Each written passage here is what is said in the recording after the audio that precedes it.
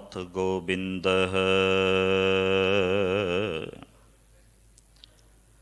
ਕਿਰਪਾ ਨਿਧਾਨ ਜਗਤ ਗੁਰੂ। हे संसार ताप हरणै करुणा मैं सब दुख हरो। हे शरण जोग दयाल है दीना नाथ मया करो। शरीर सुवस्थ क्षीण समय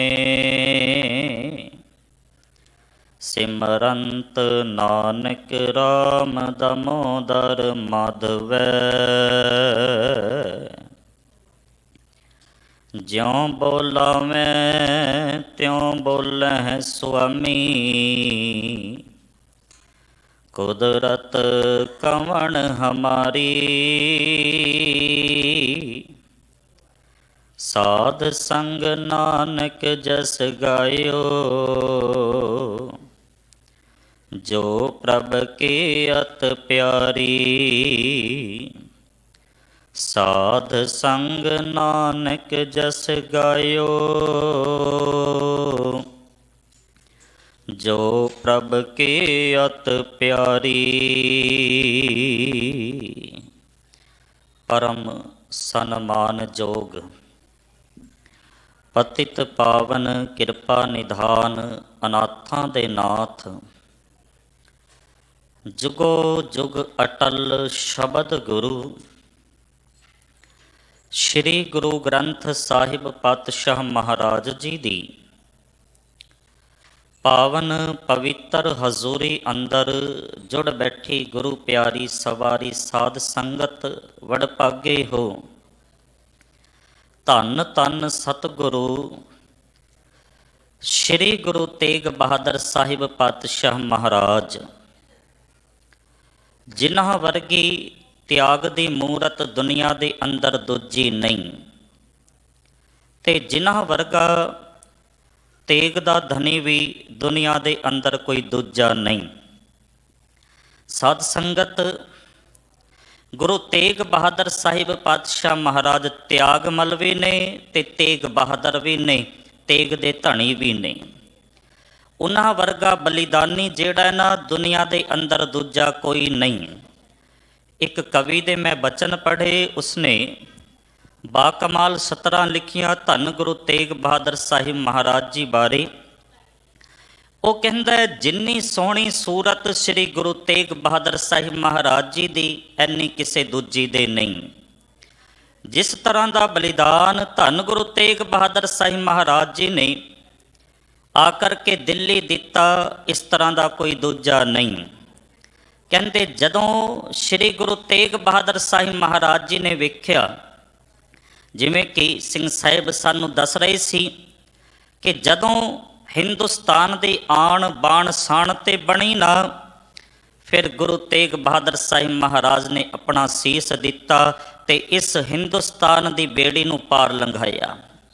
वो कवि कहंदा है, कहंदा सुंदर सूरत त्याग की मूरत तेग बहादुर धीर धरैया।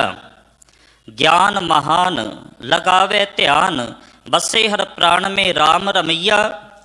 दिया सिरवार बली अवतार जिए जुग चार ए भारत मैया।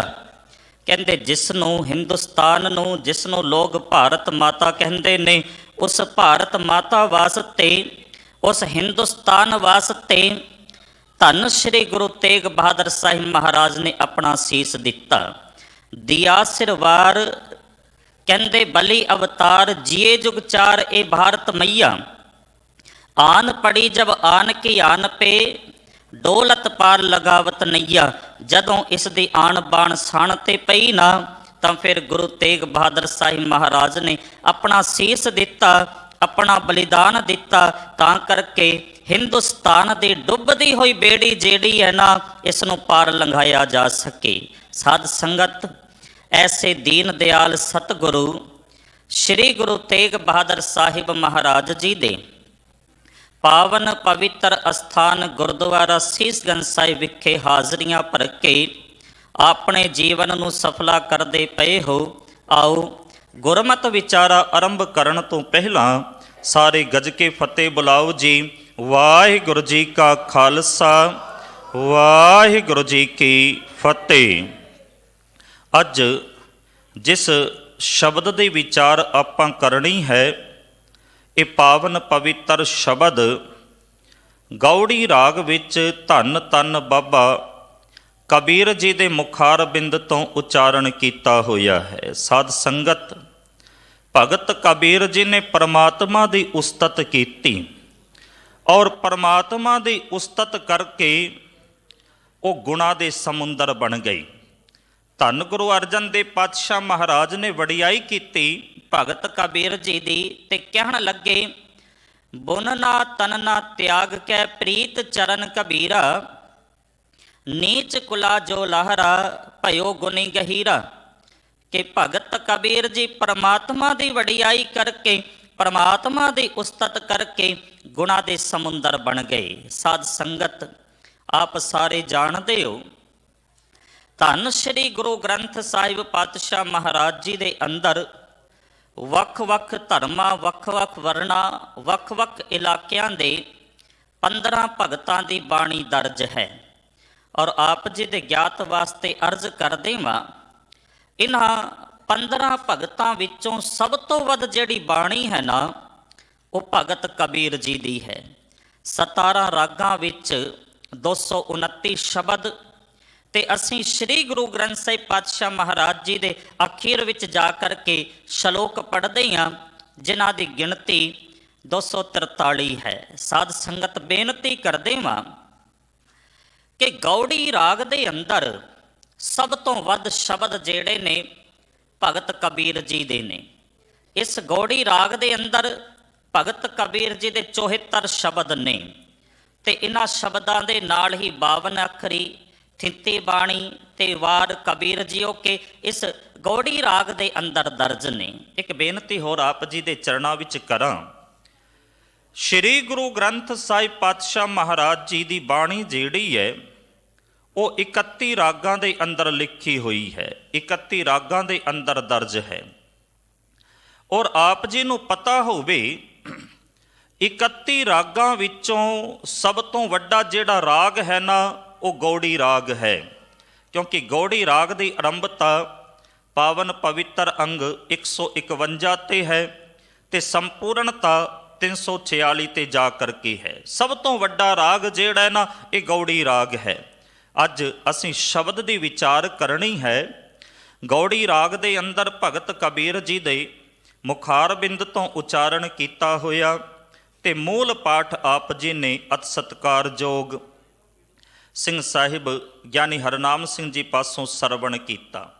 ਸੱਚੇ ਆਪਣੇ ਭਗਤ ਕਬੀਰ ਸਾਹਿਬ ਆਖਦੇ ਨੇ ਕਿ ਬੰਦਾ ਜਿਹੜਾ ਹੈ ਨਾ, ਧਰਮ ਦੇ ਨਾਮ ਦੇ ਉੱਤੇ ਕਿੰਨੀਆਂ ਵੀ ਕਿਰਿਆਵਾਂ ਕਰ ਲਈ, ਪਰ ਇਹ ਕਿਰਿਆਵਾਂ ਜਿਹੜੀਆਂ ਨੇ ਨਾ, ਕਦੇ ਵੀ ਬੰਦੇ ਦਾ ਪਾਰ ਉਤਾਰਾ ਨਹੀਂ ਜੇ ਕਰ ਸਕਦੀਆਂ। ਸਾਧ ਸੰਗਤ, ਕਬੀਰ ਸਾਹਿਬ ਸਾਨੂੰ ਇਸ ਪਾਵਨ ਪਵਿੱਤਰ ਸ਼ਬਦ ਵਿੱਚ ਸਮਝਾਉਂਦੇ ਨੇ ਕਿ ਕੋਈ ਬੰਦਾ ਜਿਹੜਾ ਨਾ, ਉਹ ਚੌੜੇ ਲੰਬੇ ਵਸਤਰ ਪਾਉਂਦਾ ਹੈ, ਕੋਈ ਜੰਗਲਾਂ ਵਿੱਚ ਜਾ ਕਰਕੇ ਬੈਠ ਜਾਂਦਾ ਹੈ, ਆਪਣੇ ਡੇਰੇ ਲਗਾ ਲੈਂਦਾ ਹੈ, ਕੋਈ ਦੇਵਤਿਆਂ ਦੀ ਪੂਜਾ ਕਰਦਾ ਹੈ, ਧੂਪ ਬੱਤੀਆਂ ਕਰਦਾ ਹੈ, ਤੇ ਕੋਈ ਜਾ ਕਰਕੇ ਤੀਰਥਾਂ ਦੇ ਇਸ਼ਨਾਨ ਕਰਦਾ ਹੈ। ਕਹਿੰਦੇ ਕੋਈ ਗਿਆਨ ਚਰਚਾ ਕਰਦਾ ਹੈ, ਕੋਈ ਦੂਜਿਆਂ ਨੂੰ ਉਪਦੇਸ਼ ਦਿੰਦਾ ਹੈ, ਕੋਈ ਸਮਾਧੀਆਂ ਲਗਾ ਲੈਂਦਾ ਹੈ, ਪਰ ਕਹਿੰਦੇ ਇਹ ਜਿਹੜਾ ਹੈ ਨਾ, ਇਹ ਸਭ ਮਾਇਆ ਦਾ ਅਡੰਬਰ ਹੈ, ਇਹ ਜੀਵਨ ਦਾ ਸਹੀ ਰਸਤਾ ਨਹੀਂ। ਕਿਉਂਕਿ ਜੀਵਨ ਦਾ ਸਹੀ ਰਸਤਾ, ਜੀਵਨ ਦਾ ਸਹੀ ਮਾਰਗ ਜਿਹੜਾ ਹੈ ਨਾ, ਉਹ ਤਾਂ ਕੇਵਲ ਪਰਮਾਤਮਾ ਦਾ ਸਿਮਰਨ ਹੈ। ਸਾਧ ਸੰਗਤ, ਬੰਦੇ ਨੇ ਬੜੇ ਯਤਨ ਕੀਤੇ, ਬੜੇ ਉਪਰਾਲੇ ਕੀਤੇ ਕਿ ਮੈਂ ਪਰਮਾਤਮਾ ਨੂੰ ਮਿਲ ਜਾਵਾਂ, ਪਰਮਾਤਮਾ ਦੀ ਪ੍ਰਾਪਤੀ ਕਰ ਲਵਾਂ, ਪਰ ਇਹ ਯਤਨ ਜਿਹੜੇ ਨੇ ਸਾਰੇ ਵਿਅਰਥ ਚਲੇ ਗਏ, ਕਿਸੇ ਲੇਖੇ ਨਾ ਲੱਗੇ। ਧੰਨ ਗੁਰੂ ਤੇਗ ਬਹਾਦਰ ਸਾਹਿਬ ਮਹਾਰਾਜ ਜੀ ਦਾ ਪਾਵਨ ਪਵਿੱਤਰ ਬਚਨ ਅਸੀਂ ਪੜ੍ਹਦੇ ਹਾਂ।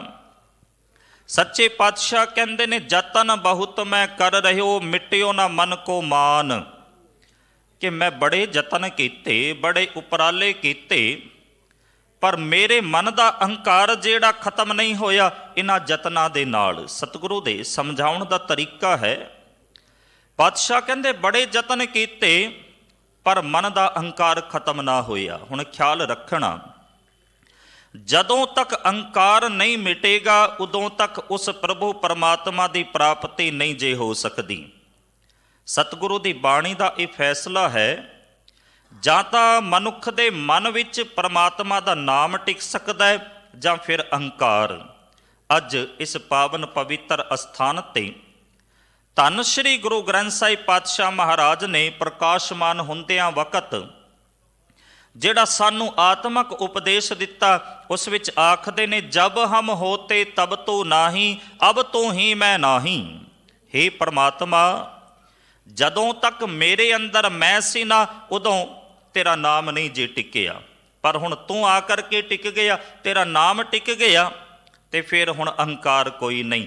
जब हम होते तब तो नाही, अब तो ही मैं नाही। अनल अगम जैसे लहर में ओदद, जल केवल जल माही। जदों तक बंदा अपने आप नू टिका करके रखेगा ना, उदों तक परमात्मा नहीं टिक सकता, भावें असीं किन्ने भी यतन कर लईए। साध संगत, मनुख दे हिरदे दे अंदर जां तां मनुख खुद टिक सकदा है जां फिर खुदा नू टिका सकदा है। जदों तक खुद है उदों तक खुदा नहीं, और जदों खुदा आ जाएगा फिर खुद नहीं जे रह सकता। पातशाह बचन करते ने, खुदे मिटे तब सुख भए, मन तन भए अरोग, नानक दृष्टि आया उस्तत करना जोग। जदों खुद ही मिटी ते फिर खुदा अंदर टिक गया, फिर सबनी थाई परमात्मा नज़र आउण लगदा है। धन गुरु तेग बहादुर साहिब महाराज कहंदे, बड़े यतन मैं कीते, बड़े उपराले कीते, पर ये यतन जेड़े ने सारे व्यर्थ चले गए। जतन बहुत मैं कर रहे हो, मिट्यो ना मन को मान, दुरमत स्यो नानक फदियो, राख ले हो भगवान। कहंदे, हे परमात्मा तू ही राखा है, क्योंकि मैं जिन्ने भी यतन कीते ना इन्हां दे नाल तां होर अहंकार वधदा चला गया, माड़ी मत जेड़ी है ना होर वधदी चली गई। मैं सोचिया सी इन्हां यतनां दे नाल माड़ी मत खत्म हो जाएगी, चंगी मत आ जाएगी, पर यह होर उल्टा हो गया। साध संगत, बंदा बड़े यतन करदा है परमात्मा नू मिलन दे, बड़ी मेहनत करदा है, पर मेहनत जेड़ी है ना वो सारी असफली हो जाती है, व्यर्थ चली जाती है। कारण की, जेड़ी मेहनत बेसमझी दे नाल कीती जाएगी, ख्याल रखना वो मेहनत कदे भी सफली जे नहीं जे हो सकती। इस करके मेहनत करन तो पहला, उद्यम करन तो पहला ये सोच विचार लेना चाहिए कि ये मेरी मेहनत सफली होएगी या नहीं होएगी। इस बाबत भाई साहब भाई गुरदास जी का ना एक कवित है बड़ा प्यारा, मैं आप जी दे सन्मुख रख देवां। उन्हां 3 उदाहरणा दे करके सानू समझाउणा कीता। भाई गुरदास साहब कहंदे ने, दुनिया दे लोग परमात्मा नू मिलन वास्ते यतन करते ने, उद्यम करते ने, मेहनत करते ने, ते बाद विच कहंदे ने मेहनत जेड़ी है ना व्यर्थ चली गई। कहंदे मेहनत जेड़ी है ना वो बेसमझी दे नाल कीती जावे, भावें सवेरे तो शाम तक करते रहिए, भावें सारी जिंदगी करते रहिए, मेहनत जेड़ी है वो सफली नहीं जे हो सकती। भाई साहब भाई गुरदास साहब कहते ने कि एक तेली जेड़ा है ना अपने कोलू दे अंदर एक बलद नू जो दिंदा है, ते उस बलद दियां अखां दे उत्ते खोपे बन दिंदा है। हुण बलद जेड़ा है वो कोलू दे चौं पासे घुमदा रहिंदा है, घुमदियां सवेरे तो शाम हो जाती है। पता बलद की सोचता है, वो सोचता है चलदियां सवेरे तो शाम हो गई है, मैं अज बहुत पेंडा तय कर लिया होना है, बहुत लंबा आ गया होना। पर साध संगत, जदों तेली अपने बलद दे खोपे उतारदा है ना शाम नूं, तां बलद की वेखदा है, मैं जिथों तुरिया सी मैं तां उत्थे ही खलोता, सवेरे तो शाम तक मेहनत की, पर मेहनत जिहड़ी है ना ये किसी लेखे ना लगी, व्यर्थ चली गई। जिथों तुरिया सी मैं उत्थे ही खलोता हाँ। फिर दूजी उदाहरण दिंदियां होइयां भाई साहब भाई गुरदास साहब कहंदे ने कि एक अन्ना मनुख जिहड़ा है वो बेफिक्र हो करके, अचिंत हो करके रस्सी वटदा पिया है। उसनों कोई फिक्र नहीं, वो अपनी मेहनत करी जा रहा है, रस्सी वट्टी जा रही है।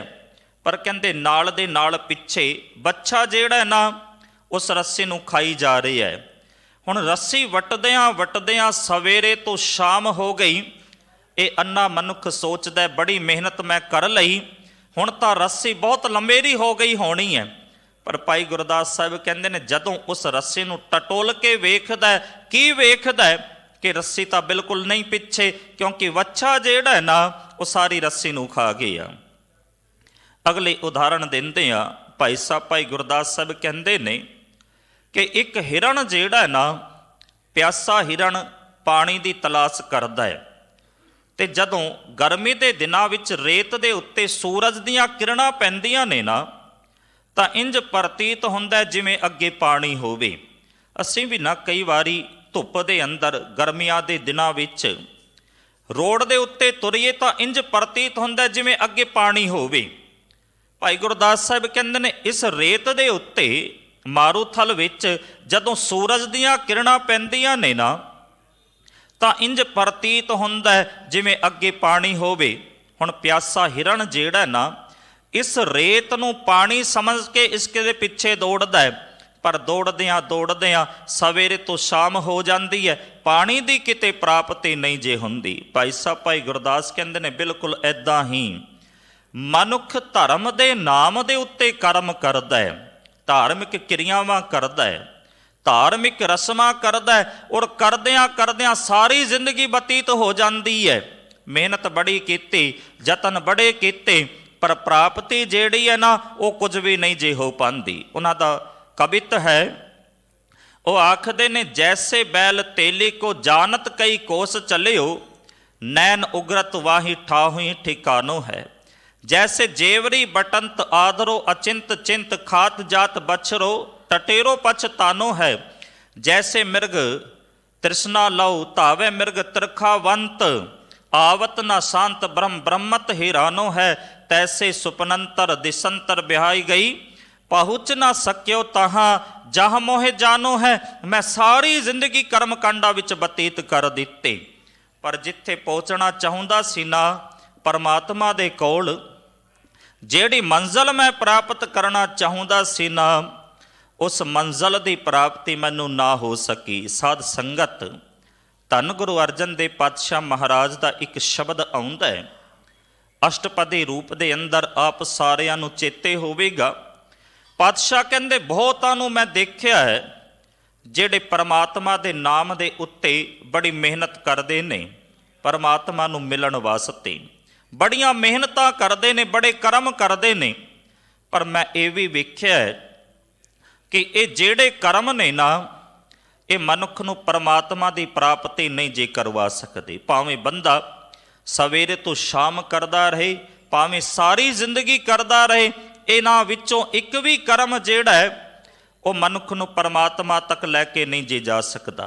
सोरठ राग विच पातशाह दा बचन है, सतगुरु आखदे ने पाठ पढ़ियो अर वेद विचारियो निवल भुयंगम साधे। कहंदे पाठां दा पठन कीता, वेदां दी विचार कीती, जोग आसन कीते, बड़े व्यायाम कीते, तां करके परमात्मा की प्राप्ति हो जावे। पाठ पढ़ियो अर वेद विचारियो निवल भुयंगम साधे, पंच जनास्यों संग ना छुटकियो अधिक अंग बुध बाधे। कहंदे पंच जना काम क्रोध लोभ मोह अहंकार इन्हां तो खैड़ा नहीं जे छुटिया, बल्कि होर ज्यादा ये वध गए ने। और ये गल सच्ची भी है, बंदा जिन्ने कर्म करदा है ना धर्म दे नाम दे उत्ते, इन्हां दे नाल अहंकार कम नहीं जे हुंदा, बल्कि होर वधदा चला जांदा है। पातशाह कहंदे पंच जनास्यों संग ना छुटकियो अधिक अंग बुध बाधे प्यारे, इन बिद मिलन ना जाई मैं किए कर्म अनेका, हार परियो स्वामी कै द्वारै दिजै ਬੁੱਧ ਵਿਵੇਕਾ, ਕਹਿੰਦੇ ਮੈਂ ਕਿੰਨਾਂ ਨੂੰ ਵੇਖਿਆ ਜਿਹੜੇ ਦਿਨ ਰਾਤ ਕਰਮ ਕਰਦੇ ਨੇ, ਧਾਰਮਿਕ ਰਸਮਾਂ ਕਰਦੇ ਨੇ, ਧਾਰਮਿਕ ਕਿਰਿਆਵਾਂ ਕਰਦੇ ਨੇ, ਪਰ ਮੈਂ ਕਿਸੇ ਨੂੰ ਨਹੀਂ ਵੇਖਿਆ ਜਿਸ ਨੇ ਪਰਮਾਤਮਾ ਦੀ ਪ੍ਰਾਪਤੀ ਹੋਵੇ। ਇਸ ਕਰਕੇ ਪਿਆਰੇ, ਇਨ ਬਿਧ ਮਿਲਨ ਨਾ ਜਾਈ, ਮੈਂ ਕੀਏ ਕਰਮ ਅਨੇਕਾ, ਹਾਰ ਪਰਿਓ ਸੁਆਮੀ ਕੈ ਦੁਆਰੈ, ਦੀਜੈ ਬੁੱਧ ਵਿਵੇਕਾ। ਮੈਂ ਹਾਰ ਕੇ ਸਤਿਗੁਰੂ ਦੇ ਦਰ ਤੇ ਆ ਕਰਕੇ ਡਿੱਗਾ, ਤਾਂ ਕਰਕੇ ਸੱਚੇ ਪਾਤਸ਼ਾਹ ਮੈਨੂੰ ਵਿਵੇਕ ਬੁੱਧ, ਵਿਵੇਕ ਦਾ ਅਰਥ ਹੁੰਦਾ ਹੈ ਚੰਗੇ ਤੇ ਮਾੜੇ ਦੀ ਪਛਾਣ ਕਰਨ ਵਾਲੀ ਅਕਲ। ਉਹ ਅਕਲ ਜਿਹੜੀ ਬੁਰਾਈਆਂ ਦੀ ਤੇ ਚੰਗਿਆਈਆਂ ਦੀ ਪਰਖ ਕਰ ਸਕੇ, ਉਹ ਹੈ ਵਿਵੇਕ ਬੁੱਧ। ਉਹ ਵਿਵੇਕ ਬੁੱਧ ਜਿਹੜੀ ਹੈ ਨਾ, ਉਹ ਸਤਿਗੁਰੂ ਦੇ ਦਰ ਤੇ ਆ ਕਰਕੇ ਪ੍ਰਾਪਤ ਹੁੰਦੀ ਹੈ। ਫਿਰ ਸੱਚੇ ਪਾਤਸ਼ਾਹ ਅੱਗੇ ਕਹਿੰਦੇ ਨੇ, ਮੌਨ ਭਇਓ ਕਰਪਾਤੀ ਰਹਿਓ, ਨਗਨ ਫਿਰਿਓ ਬਨ ਮਾਹੀ। ਮੈਂ ਬਹੁਤਾਂ ਨੂੰ ਵੇਖਿਆ ਹੈ ਜਿਹੜੇ ਮੌਨ ਚੁੱਪ ਕਰਕੇ ਬੈਠ ਜਾਂਦੇ ਨੇ। ਹੁਣ ਚੁੱਪ ਕਰਨ ਵੀ ਇੱਕ ਮਿਹਨਤ ਹੈ, ਖਿਆਲ ਕਰਨਾ ਸਾਡੇ ਤੋਂ ਚੁੱਪ ਨਹੀਂ ਜੇ ਰਿਹਾ ਜਾਂਦਾ। ਕੋਈ ਅੱਗੇ ਬੋਲੇ ਨਾ, ਅਸੀਂ ਉਸ ਦੀ ਗੱਲ ਸੁਣਨ ਦੀ ਬਜਾਏ ਆਪਣੀਆਂ ਗੱਲਾਂ ਸ਼ੁਰੂ ਕਰ ਦਿੰਦੇ ਹਾਂ। ਜਦੋਂ ਤੱਕ ਬੱਚਾ ਨਹੀਂ ਬੋਲਦਾ, ਮਾਪਿਆਂ ਨੂੰ ਚਿੰਤਾ ਰਹਿੰਦੀ ਹੈ ਕਿ ਬੱਚਾ ਬੋਲਦਾ ਨਹੀਂ, ਅਤੇ ਜਦੋਂ ਬੋਲਣਾ ਸ਼ੁਰੂ ਕਰ ਦਿੰਦਾ ਹੈ ਫਿਰ ਉਹ ਚੁੱਪ ਨਹੀਂ ਜੇ ਹੁੰਦਾ। ਚੁੱਪ ਰਹਿਣਾ ਵੀ ਇੱਕ ਵੱਡੀ ਮਿਹਨਤ ਹੈ। ਸਤਿਗੁਰ ਪਾਤਸ਼ਾਹ ਕਹਿੰਦੇ ਕਈਆਂ ਨੇ ਕੀਤੀ, ਮੌਨ ਭਇਓ ਕਰ ਪਾਤੀ ਰਹਿਓ। ਕਰ ਕਹਿੰਦੇ ਨੇ ਹੱਥਾਂ ਨੂੰ, ਪਾਤੀ ਕਹਿੰਦੇ ਨੇ ਭਾਂਡੇ ਬਰਤਨ। ਕਈ ਐਸੇ ਨੇ ਜਿਨ੍ਹਾਂ ਨੇ ਆਪਣੇ ਹੱਥਾਂ ਨੂੰ ਭਾਂਡੇ ਬਣਾ ਲਿਆ, ਬਰਤਨ ਬਣਾ ਲਿਆ। ਜਿਨ੍ਹਾਂ ਨੇ ਕਦੇ ਬਰਤਨ ਨਹੀਂ ਵਰਤੇ, ਲੰਗਰ ਛਕਣ ਵਾਸਤੇ, ਖਾਣਾ ਖਾਣ ਵਾਸਤੇ, ਉਹ ਆਪਣੇ ਹੱਥਾਂ ਵਿੱਚ ਲੈ ਕਰਕੇ ਹੀ ਪ੍ਰਸ਼ਾਦਾ ਛਕਦੇ ਨੇ। ਪਾਤਸ਼ਾਹ ਕਹਿੰਦੇ ਮੌਨ ਭਇਓ ਕਰ ਪਾਤੀ ਰਹਿਓ, ਨਗਨ ਫਿਰਿਓ ਬਨ ਮਾਹੀ, ਤਟ ਤੀਰਥ ਸਭ ਧਰਤੀ ਪਰਮਿਓ, ਦੁਬਦਾ ਛੁਟਕੈ ਨਾਹੀ। ਕਈ ਜਿਹੜੇ ਨੇ ਤੀਰਥਾਂ ਤੇ ਜਾ ਕਰਕੇ ਇਸ਼ਨਾਨ ਕਰਦੇ ਨੇ, ਪਰ ਇਹ ਦੁਬਦਾ ਜਿਹੜੀ ਹੈ ਨਾ ਤਾਂ ਵੀ ਖਤਮ ਨਹੀਂ ਹੋਈ। ਮਨ ਕਾਮਨਾ ਤੀਰਥ ਜਾਏ ਬਸਿਓ, ਸਿਰ ਕਰਵਤ ਧਰਾਏ, ਮਨ ਕੀ ਮੈਲ ਨਾ ਉਤਰੈ, ਇਹ ਬਿਦ ਜੇ ਲਖ ਜਤਨ ਕਰਾਏ। ਭਾਵੇਂ ਜਤਨ ਕਿੰਨੇ ਵੀ ਕਰ ਲਈਏ, ਮਨ ਦੀ ਇੱਛਾ ਲੈ ਕਰਕੇ ਤੀਰਥਾਂ ਤੇ ਚਲੇ ਗਏ ਤੇ ਕਰਵਤ ਦੇ ਨਾਲ ਆਪਣਾ ਸਰੀਰ ਜਿਹੜਾ ਇਹ ਚਿਰਵਾ ਲਿਆ। ਕਰਵਤ ਕਹਿੰਦੇ ਨੇ ਆਰੇ ਨੂੰ। ਗੁਰਬਾਣੀ ਵਿੱਚ ਬਹੁਤ ਵਾਰੀ ਇਹ ਸ਼ਬਦ ਆਇਆ ਹੈ। ਔਰ ਮੈਂ ਆਪ ਜੀ ਦੇ ਗਿਆਤ ਵਾਸਤੇ ਬੇਨਤੀ ਕਰਦੇ ਹਾਂ ਕਿ ਬਨਾਰਸ ਦੇ ਅੰਦਰ ਪੰਡਿਤਾਂ ਨੇ ਇੱਕ ਆਰਾ ਰੱਖਿਆ ਹੋਇਆ ਜਿਸ ਨੂੰ ਕਹਿੰਦੇ ਨੇ ਕਰਵਤ, ਕਿ ਸ਼ਿਵ ਦਾ ਆਰਾ ਹੈ। ਔਰ ਉਹਨਾਂ ਇਹ ਗੱਲ ਪ੍ਰਸਿੱਧ ਕੀਤੀ ਹੋਈ ਹੈ, ਜਿਹੜਾ ਬੰਦਾ ਆਪਣਾ ਸਭ ਕੁਝ ਦਾਨ ਕਰਕੇ ਨਾ ਬਨਾਰਸ ਦੇ ਵਿੱਚ ਆ ਕਰਕੇ ਇਸ ਸ਼ਿਵ ਦੇ ਆਰੇ ਦੇ ਨਾਲ, ਕਰਵਤ ਦੇ ਨਾਲ ਆਪਣਾ ਸਰੀਰ ਚਿਰਵਾ ਲਏਗਾ, ਉਸ ਨੂੰ ਮੁਕਤੀ ਪ੍ਰਾਪਤ ਹੋ ਜਾਏਗੀ। ਪਾਤਸ਼ਾਹ ਕਹਿੰਦੇ ਮਨ ਕਾਮਨਾ ਤੀਰਥ ਜਾਏ ਬਸਿਓ, ਸਿਰ ਕਰਵਤ ਧਰਾਏ, ਮਨ ਕੀ ਮੈਲ ਨਾ ਉਤਰੈ, ਇਹ ਬਿਦ ਜੇ ਲਖ ਜਤਨ ਕਰਾਏ। ਕਨਿਕ ਕਾਮਨੀ ਹੈਵਰ ਗੈਵਰ, ਬਹੁ ਬਿਦ ਦਾਨ ਦਾ ਤਾਰਾ, ਅੰਨ ਬਸਤਰ ਬੂਮ ਬਹੁ ਅਰਪੇ, ਨਹਿ ਮਿਲਿਆ ਹਰ ਦੁਆਰਾ। ਪਰਮਾਤਮਾ ਦਾ ਦੁਆਰ ਇਹਨਾਂ ਕਰਮਾਂ ਦੇ ਨਾਲ ਜਿਹੜਾ ਨਹੀਂ ਪ੍ਰਾਪਤ ਹੋ ਸਕਦਾ।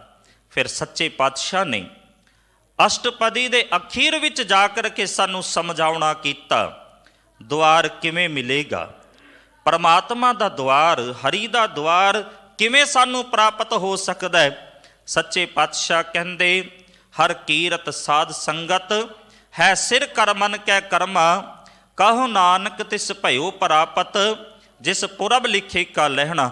ਗੁਰੂ ਦੀ ਸੰਗਤ ਵਿੱਚ ਆ ਕਰਕੇ ਪਰਮਾਤਮਾ ਦੀ ਕੀਰਤੀ ਕਰਨੀ, ਪਰਮਾਤਮਾ ਦੀ ਵਡਿਆਈ ਕਰਨੀ, ਇਹ ਸਭ ਤੋਂ ਨੇਕ ਕਰਮ ਹੈ। ਸਾਧ ਸੰਗਤ, ਇਸ ਕਰਮ ਦੇ ਨਾਲ ਹੀ ਸਾਨੂੰ ਅਕਾਲ ਪੁਰਖ ਵਾਹਿਗੁਰੂ ਦੀ ਪ੍ਰਾਪਤੀ ਜੇ ਹੋ ਸਕਦੀ ਹੈ, ਹੋਰ ਕੋਈ ਕਰਮ ਨਹੀਂ।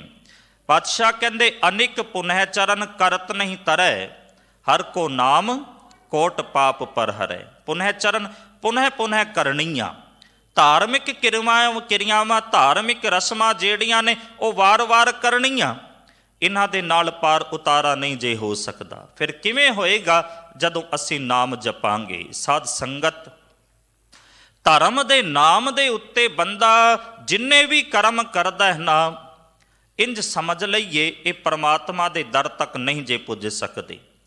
ਬਾਣੀ ਵਿੱਚੋਂ ਇੱਕ ਸ਼ਬਦ ਹੋਰ ਆਪ ਜੀ ਦੇ ਸਨਮੁਖ ਰੱਖ ਕਰਕੇ ਅੱਗੇ ਤੁਰਾਂਗਾ।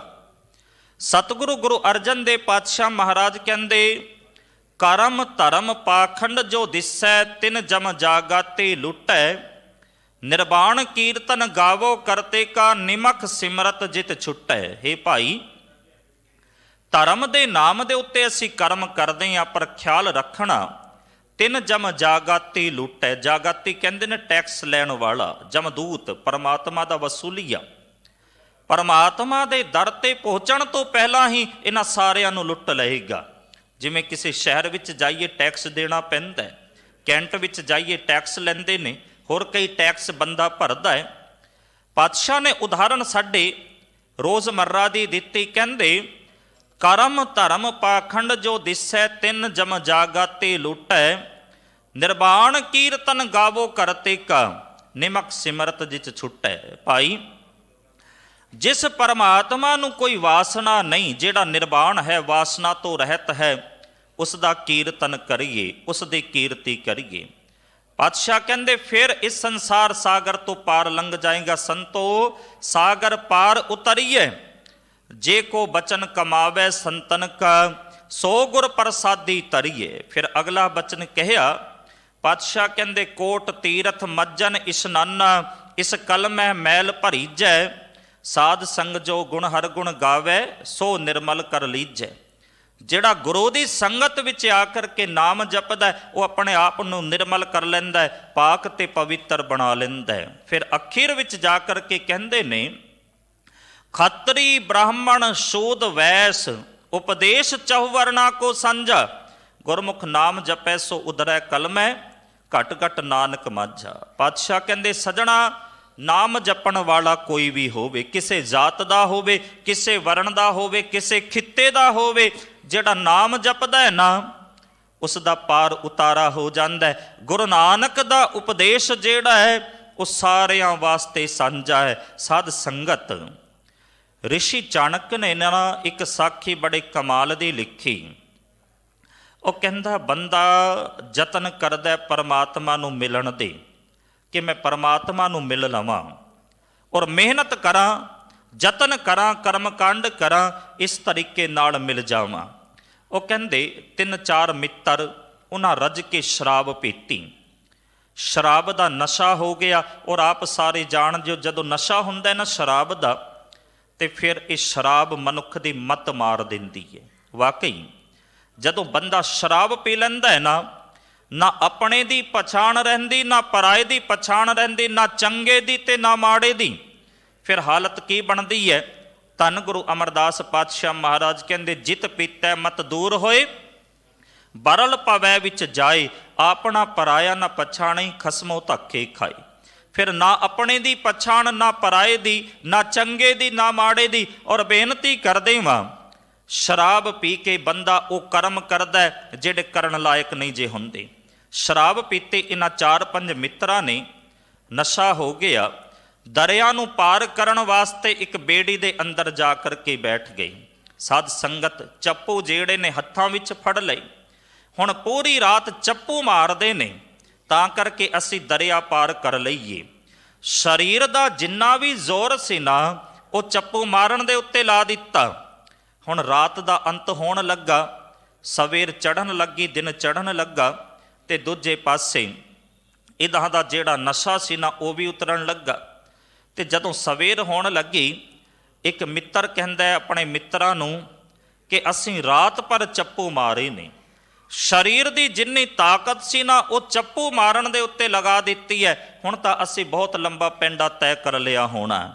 ਪਰ ਸਾਧ ਸੰਗਤ, ਜਦੋਂ ਉਤਰ ਕੇ ਵੇਖਿਆ ਤੇ ਜਿੱਥੇ ਬੇੜੀ ਵਿੱਚ ਚੜ੍ਹੇ ਸੀ ਨਾ, ਬੇੜੀ ਉੱਥੇ ਦੀ ਉੱਥੇ ਖੜੀ ਹੈ, ਇੱਕ ਕਦਮ ਵੀ ਅੱਗੇ ਨਹੀਂ ਤੁਰੀ। ਕਿਉਂ? ਕਿਉਂਕਿ ਉਹਨਾਂ ਨੇ ਇੱਕ ਭੁੱਲ ਕਰ ਦਿੱਤੀ, ਗਲਤੀ ਕਰ ਦਿੱਤੀ ਕਿ ਬੇੜੀ ਦਾ ਜਿਹੜਾ ਰੱਸਾ ਸੀ ਨਾ, ਉਸ ਨੂੰ ਖੋਲ੍ਹਣਾ ਭੁੱਲ ਗਏ। ਹੁਣ ਸਾਡੀ ਭੁੱਲ ਵੀ ਹੈ, ਅਸੀਂ ਕਰਮ ਕਾਂਡਾਂ ਦੇ ਚੱਪੂ ਸਾਰੀ ਜ਼ਿੰਦਗੀ ਮਾਰਦੇ ਹਾਂ, ਪਰ ਪਰਮਾਤਮਾ ਦੇ ਨਾਮ ਨੂੰ ਭੁੱਲ ਜਾਂਦੇ ਹਾਂ। ਇਸ ਕਰਕੇ ਪਰਮਾਤਮਾ ਦੀ ਮੰਜ਼ਲ ਵੱਲ ਇੱਕ ਕਦਮ ਵੀ ਨਹੀਂ ਜੇ ਵਧ ਪਾਉਂਦੇ। ਪਰਮਾਤਮਾ ਦੀ ਮੰਜ਼ਲ ਵੱਲ ਅਸੀਂ ਵਧ ਸਕਦੇ ਸੀ, ਜੇ ਗੁਰੂ ਦੇ ਸ਼ਬਦ ਵਿੱਚ ਆਪਣੀ ਸੁਰਤ ਜੋੜ ਲੈਂਦੇ, ਜੇ ਨਾਮ ਰੂਪੀ ਰੱਸਾ ਆਪਣੇ ਹਿਰਦੇ ਦੇ ਅੰਦਰ ਟਿਕਾ ਲੈਂਦੇ। ਸਾਧ ਸੰਗਤ, ਕਰਮ ਕਾਂਡਾਂ ਦੀ ਮਿਹਨਤ ਜਿਹੜੀ ਹੈ ਇਹ ਕਦੇ ਸਫਲੇ ਨਹੀਂ ਜੇ ਹੁੰਦੀ, ਪਰ ਖਿਆਲ ਕਰਨਾ ਨਾਮ ਜਪਣ ਦੀ ਘਾਲ ਕਮਾਈ ਕਦੇ ਵਿਅਰਥ ਨਹੀਂ ਜੇ ਹੁੰਦੀ। ਸਤਿਗੁਰੂ ਦੀ ਬਾਣੀ ਕਹਿੰਦੀ ਹੈ, ਸਜਣਾ ਸਾਰੇ ਕਰਮ ਕਾਂਡ ਛੱਡ ਇੱਕ ਪਰਮਾਤਮਾ ਦਾ ਨਾਮ ਸਿਮਰ। ਭਗਤ ਕਬੀਰ ਜੀ ਸ਼ਬਦ ਦੀ ਸ਼ੁਰੂਆਤ ਕਰਦਿਆਂ ਹੋਇਆਂ ਕਹਿੰਦੇ ਨੇ, ਵਿਪਲ ਬਸਤਰ ਕੇਤੇ ਹੈ ਪਹਿਰੇ, ਕਿਸੇ ਨੇ ਨਾ ਲੰਬੇ ਚੌੜੇ ਬਸਤਰ ਪਾ ਲਏ, ਖੁੱਲੇ ਬਸਤਰ ਪਾ ਲਏ। ਕਹਿੰਦੇ ਕੀ ਹੋਇਆ ਜੇ ਲੰਬੇ ਚੌੜੇ ਖੁੱਲੇ ਬਸਤਰ ਇਹ ਮਨੁੱਖ ਨੇ ਪਾ ਲਏ। ਸਾਧ ਸੰਗਤ, ਬਸਤਰ ਅਸੀਂ ਪਾਉਂਦੇ ਹਾਂ, ਬਸਤਰ ਪਾਉਣ ਦੇ ਜਿਹੜੇ ਦੋ ਮੁੱਖ ਕਾਰਨ ਨੇ ਨਾ, ਉਹ ਇਹ ਨੇ ਕਿ ਬੰਦਾ ਆਪਣਾ ਨਗੇਜ ਢੱਕਦਾ ਹੈ, ਇੱਜ਼ਤ ਢੱਕਦਾ ਹੈ। ਕੱਪੜੇ ਪਾ ਕਰਕੇ ਬੰਦੇ ਦੀ ਇੱਜ਼ਤ ਬਚਦੀ ਹੈ, ਨਗੇਜ ਢੱਕਦਾ ਹੈ। ਤੇ ਦੂਸਰਾ, ਕੱਪੜੇ ਪਾ ਕਰਕੇ ਬੰਦਾ ਜਿਹੜਾ ਸਰਦੀ ਜਾਂ ਗਰਮੀ ਤੋਂ ਬਚਦਾ ਹੈ। ਹੁਣ ਸਰਦੀ ਦਾ ਸਮਾਂ ਚੱਲਦਾ ਪਿਆ, ਅੱਤ ਦੀ ਠੰਡ ਪੈ ਰਹੀ ਹੈ, ਔਰ ਤੁਸੀਂ ਵਡਭਾਗੇ ਹੋ, ਭਾਵੇਂ ਠੰਡ ਕਿੰਨੀ ਵੀ ਹੈ ਪਰ ਗੁਰੂ ਦੇ ਦਰ ਤੇ ਆ ਕਰਕੇ ਹਾਜ਼ਰੀਆਂ ਭਰ ਰਹੇ ਹੋ। ਜਿਵੇਂ ਸਿੰਘ ਸਾਹਿਬ ਜੀ ਸਾਨੂੰ ਕਹਿ ਰਹੇ ਸੀ ਨਾ, ਸਮਝਾ ਰਹੇ ਸੀ, ਭਾਵੇਂ ਪਾਲਾ ਕੱਕਰ ਕਿੰਨਾ ਵੀ ਪੈ ਜਾਏ ਪਰ ਗੁਰੂ ਦਾ ਸਿੱਖ ਜਿਹੜਾ ਨਾ ਉਹ ਆਪਣੀ ਪ੍ਰੀਤ ਗੁਰੂ ਦੇ ਚਰਨਾਂ ਵਿੱਚ ਜੋੜ ਕਰਕੇ ਰੱਖਦਾ। ਉਹ ਗੁਰੂ ਦੇ ਦਰਸ਼ਨਾਂ ਤੋਂ ਬਗੈਰ ਜਿਹੜਾ ਨਾ ਅੰਦਰ ਤੜਫਦਾ ਰਹਿੰਦਾ। ਤੜਫ ਜਿਹੜੀ ਹੈ ਨਾ ਗੁਰੂ ਦੇ ਦਰਸ਼ਨਾਂ ਦੀ, ਉਹ ਅੰਦਰ ਲੱਗੀ ਪਈ ਹੈ। ਇਹ ਮਹੀਨਾ ਵੀ ਜਿਹੜਾ ਨਾ ਪੋਹਦਾ ਚੱਲਦਾ ਪਿਆ। ਸਤਿਗੁਰੂ ਨੇ ਸਾਨੂੰ ਸਮਝਾਇਆ, ਪੋਖ ਤੁਖਾਰ ਨਾ ਵਿਆਪਈ, ਕੰਠ ਮਿਲਿਆ ਹਰ ਨਾ, ਮਨ ਬੇਦਿਆ ਚਰਨਾਰ ਬਿੰਦ ਦਰਸ਼ਨ ਲਗੜਾ ਸਾ। ਜਿਨ੍ਹਾਂ ਦਾ ਮਨ ਪਰਮਾਤਮਾ ਦੇ ਚਰਨਾਂ ਵਿੱਚ ਬਿੰਨਿਆ ਹੋਇਆ ਨਾ, ਪਾਲਾ ਕੱਕਰ ਉਹਨਾਂ ਦਾ ਕੁਝ ਨਹੀਂ ਜੇ ਵਿਗਾੜ ਸਕਦਾ। ਉਹ ਆਪਣੇ ਗੁਰੂ ਦੇ ਦਰਸ਼ਨ, ਗੁਰੂ ਦਾ ਉਪਦੇਸ਼, ਗੁਰੂ ਦੀ ਬਾਣੀ ਜ਼ਰੂਰ ਆ ਕਰਕੇ ਸੁਣਦੇ ਨੇ। ਮੈਂ ਬੇਨਤੀ ਕਰਦਾ ਪਿਆ ਸੀ, ਸਾਧ ਸੰਗਤ, ਕੱਪੜੇ ਅਸੀਂ ਪਾਉਂਦੇ ਹਾਂ ਆਪਣਾ ਨਗੇਜ ਢੱਕਣ ਵਾਸਤੇ, ਤੇ ਦੂਸਰਾ ਕਾਰਨ ਹੈ ਗਰਮੀ ਜਾਂ ਸਰਦੀ ਤੋਂ ਬਚਣ ਵਾਸਤੇ ਅਸੀਂ ਆਪਣੇ ਕੱਪੜੇ ਪਾਉਂਦੇ ਹਾਂ। ਪਰ ਕੁਝ ਲੋਕ ਜਿਹੜੇ ਨੇ ਨਾ ਉਹ ਆਪਣੀ ਸ਼ੋਭਾ ਵਾਸਤੇ ਕੱਪੜੇ ਪਾਉਂਦੇ ਨੇ, ਤਾਂ ਕਰਕੇ ਮਹਿੰਗੇ ਕੱਪੜੇ ਵੇਖ ਕਰਕੇ ਲੋਕ ਮੇਰੀ ਇੱਜ਼ਤ ਕਰਨ। ਔਰ ਸੱਚਾਈ ਵੀ ਹੈ, ਕਈ ਵਾਰੀ ਨਾ ਅਸੀਂ ਬੰਦੇ ਦੇ ਕੱਪੜੇ ਵੇਖ ਕਰਕੇ ਬੰਦੇ ਦੀ ਇੱਜ਼ਤ ਕਰਦੇ ਹਾਂ। ਅਸੀਂ ਕੱਪੜੇ ਵੇਖ ਕਰਕੇ ਜੱਜ ਕਰਦੇ ਹਾਂ ਕਿ ਬੰਦਾ ਕਿੰਨਾ ਕੁ ਵੱਡਾ ਹੈ, ਕਿੰਨਾ ਕੁ ਛੋਟਾ ਹੈ, ਕਿੰਨਾ ਕੁ ਗੁਣੀ ਹੈ, ਕਿੰਨਾ ਕੁ ਅਵਗੁਣੀ ਹੈ। ਸਾਧ ਸੰਗਤ, ਸਾਡੀ ਹਾਲਤ ਬਣੀ ਪਈ ਹੈ, ਕੱਪੜੇ ਜੇ ਚੰਗੇ ਅਸੀਂ ਉਸ ਦੀ ਇੱਜ਼ਤ ਜ਼ਿਆਦਾ ਕਰਦੇ ਹਾਂ, ਪਰ ਜੇ ਕੱਪੜੇ ਫਟੇ ਪੁਰਾਣੇ ਫਿਰ ਅਸੀਂ ਇੱਜ਼ਤ ਨਹੀਂ ਕਰਦੇ ਹਾਂ। ਇੱਕ ਧਾਰਮਿਕ ਪੁਸਤਕ ਪੜ੍ਹਦੇ ਹਾਂ, ਮੈਂ ਇੱਕ ਸਾਖੀ ਪੜ੍ਹੀ, ਬੜੇ ਕਮਾਲ ਦੀ ਗੱਲ ਕਿਸੇ ਸਾਖੀਕਾਰ ਨੇ ਲਿਖੀ। ਕਹਿੰਦਾ ਇੱਕ ਬਾਦਸ਼ਾਹ ਨੇ ਨਾ ਇੱਕ ਸ਼ਾਇਰ ਨੂੰ ਆਪਣੇ ਦਰਬਾਰ ਦੇ ਅੰਦਰ ਸੱਦਿਆ, ਤੇ ਜਦੋਂ ਇਸ ਸ਼ਾਇਰ ਨੇ ਬਾਦਸ਼ਾਹ ਦਾ ਸੱਦਾ ਪੱਤਰ ਵੇਖਿਆ ਬੜਾ ਖੁਸ਼ ਹੋਇਆ। ਤੇ ਇਹ ਖੁਸ਼ੀ ਜਿਹੜੀ ਹੈ, ਇਹ ਖਬਰ ਜਿਹੜੀ ਹੈ, ਇਸ ਸ਼ਾਇਰ ਨੇ ਆਪਣੇ ਦੋਸਤਾਂ ਨੂੰ ਦਿੱਤੀ ਕਿ ਹਿੰਦੁਸਤਾਨ ਦੇ ਬਾਦਸ਼ਾਹ ਨੇ ਮੈਨੂੰ ਆਪਣੇ ਦਰਬਾਰ ਦੇ ਅੰਦਰ ਸੱਦਿਆ ਹੈ। ਮਿੱਤਰ ਵੀ ਬੜੇ ਖੁਸ਼ ਹੋਏ, ਕਹਿੰਦੇ ਬੜੀ ਖੁਸ਼ੀ ਦੀ ਖਬਰ ਹੈ, ਪਰ ਖਿਆਲ ਰੱਖੀ ਜਦੋਂ ਤੂੰ ਰਾਜ ਦਰਬਾਰ ਵਿੱਚ ਜਾਏਂਗਾ ਨਾ ਤਾਂ ਫਿਰ ਕੱਪੜੇ ਥੋੜੇ ਸੁੰਦਰ ਪਾ ਕਰਕੇ ਜਾਈਂ, ਕਿਉਂਕਿ ਜੇ ਸੁੰਦਰ ਕੱਪੜੇ ਪਾ ਕਰਕੇ ਜਾਏਂਗਾ ਉਹਨਾਂ ਦਾ ਪ੍ਰਭਾਵ ਹੋਰ ਪਏਗਾ। ਜੇ ਫਟੇ ਪੁਰਾਣੇ ਕੱਪੜੇ ਪਾ ਗਿਆ ਇਹਨਾਂ ਦਾ ਕੋਈ ਪ੍ਰਭਾਵ ਨਹੀਂ ਜੇ ਪਏਗਾ। ਪਰ ਇਹ ਜਿਹੜਾ ਸ਼ਾਇਰ ਸੀ ਨਾ, ਇਹ ਬੜਾ ਸਾਊ ਸੀ, ਬੜਾ ਸਾਦਗੀ ਵਾਲਾ ਸੀ। ਇਹ ਆਪਣੇ ਮਿੱਤਰਾਂ ਨੂੰ ਕਹਿਣ ਲੱਗਾ ਕਿ ਬਾਦਸ਼ਾਹ ਨੇ ਨਾ ਮੇਰੇ ਕੱਪੜਿਆਂ ਨੂੰ ਨਹੀਂ ਸੱਦਿਆ, ਮੈਨੂੰ ਸੱਦਿਆ, ਮੈਨੂੰ ਬੁਲਾਇਆ ਹੈ। ਜਿੱਦਾਂ ਦੇ ਪਰਮਾਤਮਾ ਨੇ ਕੱਪੜੇ ਮੈਨੂੰ ਦਿੱਤੇ ਨੇ ਨਾ, ਮੈਂ ਉੱਦਾਂ ਦੇ ਹੀ ਪਾ ਕੇ ਜਾਣੇ ਨੇ। ਕਹਿੰਦੇ ਇਹ ਆਪਣੀ ਸਾਦਗੀ ਵਿੱਚ ਆਪਣੇ ਫਟੇ ਪੁਰਾਣੇ ਕੱਪੜੇ ਪਾ ਕਰਕੇ ਰਾਜ ਦਰਬਾਰ ਦੇ ਅੰਦਰ ਚਲਾ ਗਿਆ। ਐਂਟਰੀ ਕਰਨ ਤੋਂ ਪਹਿਲਾਂ, ਪ੍ਰਵੇਸ਼ ਕਰਨ ਤੋਂ ਪਹਿਲਾਂ ਹੀ ਪਹਿਰੇਦਾਰ ਮਿਲ ਗਏ। ਪਹਿਰੇਦਾਰ ਕਹਿੰਦੇ ਕਿੱਧਰ ਨੂੰ ਮੁੱਖ ਚੁੱਕ ਕੇ ਚੱਲਦਾ ਪਿਆ? ਕਹਿੰਦਾ ਜੀ ਬਾਦਸ਼ਾਹ ਨੇ ਮੈਨੂੰ ਸੱਦਾ ਦਿੱਤਾ ਹੈ, ਮੈਂ ਸ਼ਾਇਰੀ ਸੁਣਾਉਣੀ ਹੈ ਬਾਦਸ਼ਾਹ ਨੂੰ, ਇਸ ਕਰਕੇ ਮੈਂ ਆਇਆ। ਪਹਿਰੇਦਾਰ ਹੱਸਣ ਲੱਗੇ, ਮਖੌਲ ਕਰਨ ਲੱਗੇ ਤੇ ਕਹਿਣ ਲੱਗੇ ਤੇਰੇ ਵਰਗੇ ਪਲੀਤ ਬੰਦੇ ਨੂੰ ਜਿਸ ਦੇ ਕੱਪੜੇ ਵੀ ਚੰਗੇ ਨਹੀਂ, ਫਟੇ ਪੁਰਾਣੇ ਕੱਪੜੇ ਪਾ ਕਰਕੇ ਆਇਆ, ਬਾਦਸ਼ਾਹ ਉਹਨੂੰ ਸੱਦੇਗਾ। ਸਾਧ ਸੰਗਤ ਧੱਕੇ ਮਾਰ ਕੇ ਉਸ ਨੂੰ ਬਾਹਰ ਕੱਢ ਦਿੱਤਾ। ਇਸ ਨੇ ਸਾਰੀ ਗੱਲ ਆਪਣੇ ਦੋਸਤਾਂ ਨੂੰ ਆ ਕਰਕੇ ਦੱਸੀ। ਦੋਸਤ ਕਹਿੰਦੇ ਅਸੀਂ ਤਾਂ ਤੈਨੂੰ ਪਹਿਲਾਂ ਹੀ ਕਹਿ ਰਹੇ ਸੀ, ਜੇ ਫਟੇ ਪੁਰਾਣੇ ਕੱਪੜੇ ਪਾ ਕਰਕੇ ਜਾਏਗਾ ਨਾ, ਕੋਈ ਪ੍ਰਭਾਵ ਨਹੀਂ ਜੇ ਪੈ ਸਕਦਾ, ਕਿਉਂਕਿ ਬੰਦੇ ਦੀ ਇੱਜ਼ਤ ਕੱਪੜਿਆਂ ਦੇ ਨਾਲ ਹੁੰਦੀ ਹੈ। ਖੈਰ ਮਿੱਤਰਾਂ ਨੇ ਨਾ ਇਸ ਨੂੰ ਚੰਗੇ ਕੱਪੜੇ ਪਵਾਏ, ਕਿਸੇ ਨੇ ਇਸ ਨੂੰ ਸ਼ੇਰਵਾਨੀ ਦਿੱਤੀ, ਕਿਸੇ ਨੇ ਇਸ ਨੂੰ ਜੋੜਾ ਦਿੱਤਾ, ਕਿਸੇ ਨੇ ਇਸ ਨੂੰ ਆਪਣੀ ਪਗੜੀ ਦਿੱਤੀ। ਇਸ ਨੂੰ ਸੁੰਦਰ ਕੱਪੜੇ ਪਹਿਨਾ ਕਰਕੇ ਰਾਜ ਦਰਬਾਰ ਦੇ ਅੰਦਰ ਭੇਜ ਦਿੱਤਾ। ਸਾਧ ਸੰਗਤ ਜਿਨ੍ਹਾਂ ਪਹਿਰੇਦਾਰਾਂ ਨੇ ਇਸ ਨੂੰ ਧੱਕੇ ਮਾਰ ਕਰਕੇ ਬਾਹਰ ਕੱਢਿਆ ਸੀ ਨਾ, ਜਦੋਂ ਕੱਪੜੇ ਬਦਲੇ ਗਏ ਤੇ ਫਿਰ ਦੇਖਦਿਆਂ ਸਾਰ ਇਸ ਨੂੰ ਸਲਾਮ ਕਰਨ ਲੱਗੇ। ਇਸ ਨੇ ਜਾ ਕਰਕੇ ਬਾਦਸ਼ਾਹ ਨੂੰ ਸ਼ਾਇਰੀ ਸੁਣਾਈ। ਬਾਦਸ਼ਾਹ ਜਿਹੜਾ ਬੜਾ ਖੁਸ਼ ਹੋਇਆ ਤੇ ਬੈਠ ਕਰਕੇ ਨਾਲ ਭੋਜਨ ਕਰਨ ਲੱਗਾ।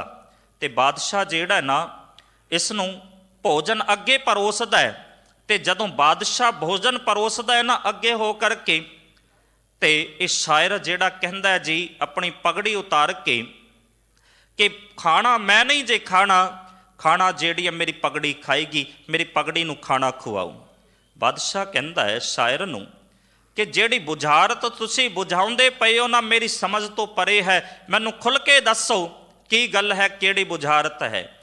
ਇਹ ਕਹਿੰਦਾ ਜੀ ਇਸ ਪਗੜੀ ਦੀ ਬਦੌਲਤ, ਇਹਨਾਂ ਕੱਪੜਿਆਂ ਦੀ ਬਦੌਲਤ ਹੀ ਮੈਂ ਤੁਹਾਡੇ ਕੋਲ ਆਇਆ ਹਾਂ, ਤੁਹਾਡੇ ਤੱਕ ਪੁੱਜਾ ਹਾਂ, ਨਹੀਂ ਤਾਂ ਜਿਹੜੇ ਮੇਰੇ ਅਸਲ ਕੱਪੜੇ ਸੀ ਨਾ ਫਟੇ ਪੁਰਾਣੇ, ਉਹਨਾਂ ਕਰਕੇ ਤਾਂ ਮੈਂ ਰਾਜ ਦਰਬਾਰ ਤੋਂ ਬਾਹਰ ਕੱਢ ਦਿੱਤਾ ਗਿਆ ਸੀ। ਸੱਚੀ ਗੱਲ ਹੈ, ਅਸੀਂ ਬੰਦੇ ਨੂੰ ਨਹੀਂ ਵੇਖਦੇ ਹਾਂ, ਅਸੀਂ ਬੰਦੇ ਦੇ ਕੱਪੜੇ ਵੇਖਦੇ ਹਾਂ। ਅਸੀਂ ਬੰਦੇ ਦੇ ਗੁਣਾਂ ਨੂੰ ਨਹੀਂ ਵੇਖਦੇ ਹਾਂ, ਬੰਦੇ ਦੇ ਕੱਪੜੇ ਵੇਖਦੇ ਹਾਂ, ਕਿੰਨੇ ਕੁ ਮਹਿੰਗੇ ਨੇ, ਕਿੰਨੇ ਕੁ ਸੋਹਣੇ ਹਨ। ਸਾਧ ਸੰਗਤ ਗੁਰਮਤ ਨੇ ਨਾ ਸਾਨੂੰ ਨਹੀਂ ਰੋਕਿਆ, ਭਾਵੇਂ ਸਿੱਖ ਕਿੰਨੇ ਵੀ ਮਹਿੰਗੇ ਕੱਪੜੇ ਪਾਏ, ਕਿੰਨੇ ਵੀ ਸਸਤੇ ਪਾਏ, ਆਪਣੀ ਸਮਰੱਥਾ ਹੈ। ਨੇਕ ਨਿਯਤ ਦੀ ਕਮਾਈ ਵਿੱਚੋਂ ਸਸਤੇ ਤੋਂ ਸਸਤਾ ਕੱਪੜਾ ਪਾ ਸਕਦਾ ਹੈ, ਮਹਿੰਗੇ ਤੋਂ ਮਹਿੰਗਾ ਪਾ ਸਕਦਾ ਹੈ, ਪਰ ਖਿਆਲ ਰੱਖਣਾ ਚਾਹੀਦਾ ਹੈ ਕਦੇ ਵੀ ਇਹਨਾਂ ਕੱਪੜਿਆਂ ਵਿੱਚ ਨਹੀਂ ਗੁਆਚ ਜਾਣਾ ਚਾਹੀਦਾ, ਕਿਉਂਕਿ ਬੰਦੇ ਦੀ ਸ਼ੋਭਾ ਜਿਹੜੀ ਹੈ ਨਾ ਕੱਪੜੇ ਕਰਕੇ ਨਹੀਂ, ਬੰਦੇ ਦੀ ਸ਼ੋਭਾ ਜਿਹੜੀ ਹੈ ਉਹ ਸ਼ੁਭ ਗੁਣਾ ਕਰਕੇ ਹੈ। ਜੇ ਅੰਦਰ ਸ਼ੁਭ ਗੁਣ ਨਹੀਂ, ਭਾਵੇਂ ਕਿੰਨੇ ਵੀ ਮਹਿੰਗੇ ਕੱਪੜੇ ਪਾ ਲਏ, ਵਿਅਰਥ ਨਹੀਂ। ਪਰ ਜੇ ਸ਼ੁਭ ਗੁਣ ਨੇ, ਸਸਤੇ ਤੋਂ ਸਸਤਾ ਕੱਪੜਾ ਜਿਹੜਾ ਨਾ ਉਹ ਵੀ ਬੰਦੇ ਨੂੰ ਸੁੰਦਰ ਲੱਗਦਾ ਹੈ। ਧੰਨ ਗੁਰੂ ਨਾਨਕ ਦੇਵ ਪਾਤਸ਼ਾਹ ਮਹਾਰਾਜ ਨੇ ਸਾਨੂੰ ਪਹਿਨਣ ਦੀ ਜਾਂਚ ਦੱਸੀ ਹੈ, ਪਹਿਰਾਵਾ ਕਿਵੇਂ ਦਾ ਹੋਵੇ। ਸ੍ਰੀ ਰਾਗ ਦੇ ਅੰਦਰ ਪਾਤਸ਼ਾਹ ਦਾ ਬਚਨ ਹੈ, ਸਤਿਗੁਰ ਕਹਿੰਦੇ ਨੇ ਰੱਤਾ ਪਹਿਨਣ ਮਨ ਰੱਤਾ, ਸੁਪੇਦੀ ਸਤਦਾਨ ਨੀਲੀ, ਸਿਆਹੀ ਕਦਾ ਕਰਨੀ ਪਹਿਰਨ ਪੈਰ ਧਿਆਨ, ਕਮਰ ਬੰਦ ਸੰਤੋਖ ਕਾ ਧਨ ਜੋ ਬਣ ਤੇਰਾ ਨਾਮ, ਬਾਬਾ ਹੋਰ ਪਹਿਨਣ ਖੁਸ਼ੀ ਖੁਆਰ, ਜਿਤ ਪੈਦਾ ਤਨ ਪੀੜੀਐ ਮਨ ਮੈਂ ਚਲੈ ਵਿਕਾਰ। ਇਹ ਤੇਰਾ ਪਹਿਨਣਾ ਹੋਵੇ। ਸਾਧ ਸੰਗਤ ਭਾਵੇਂ ਕੱਪੜੇ ਸਸਤੇ ਹੋਣ, ਭਾਵੇਂ ਮਹਿੰਗੇ ਹੋਣ, ਪਰ ਬੰਦੇ ਨੂੰ ਨਾ ਅੰਦਰ ਸ਼ੁਭ ਗੁਣਾ ਦਾ ਧਾਰਨੀ ਬਣਨਾ ਚਾਹੀਦਾ। ਭਗਤ ਕਬੀਰ ਸਾਹਿਬ ਕਹਿੰਦੇ ਨੇ ਵਿਪਲ ਬਸਤਰ ਕੀਤੇ ਹੈ ਪਹਿਰੇ, ਕਿਆ ਬਨ ਮੱਧੇ ਬਾਸਾ।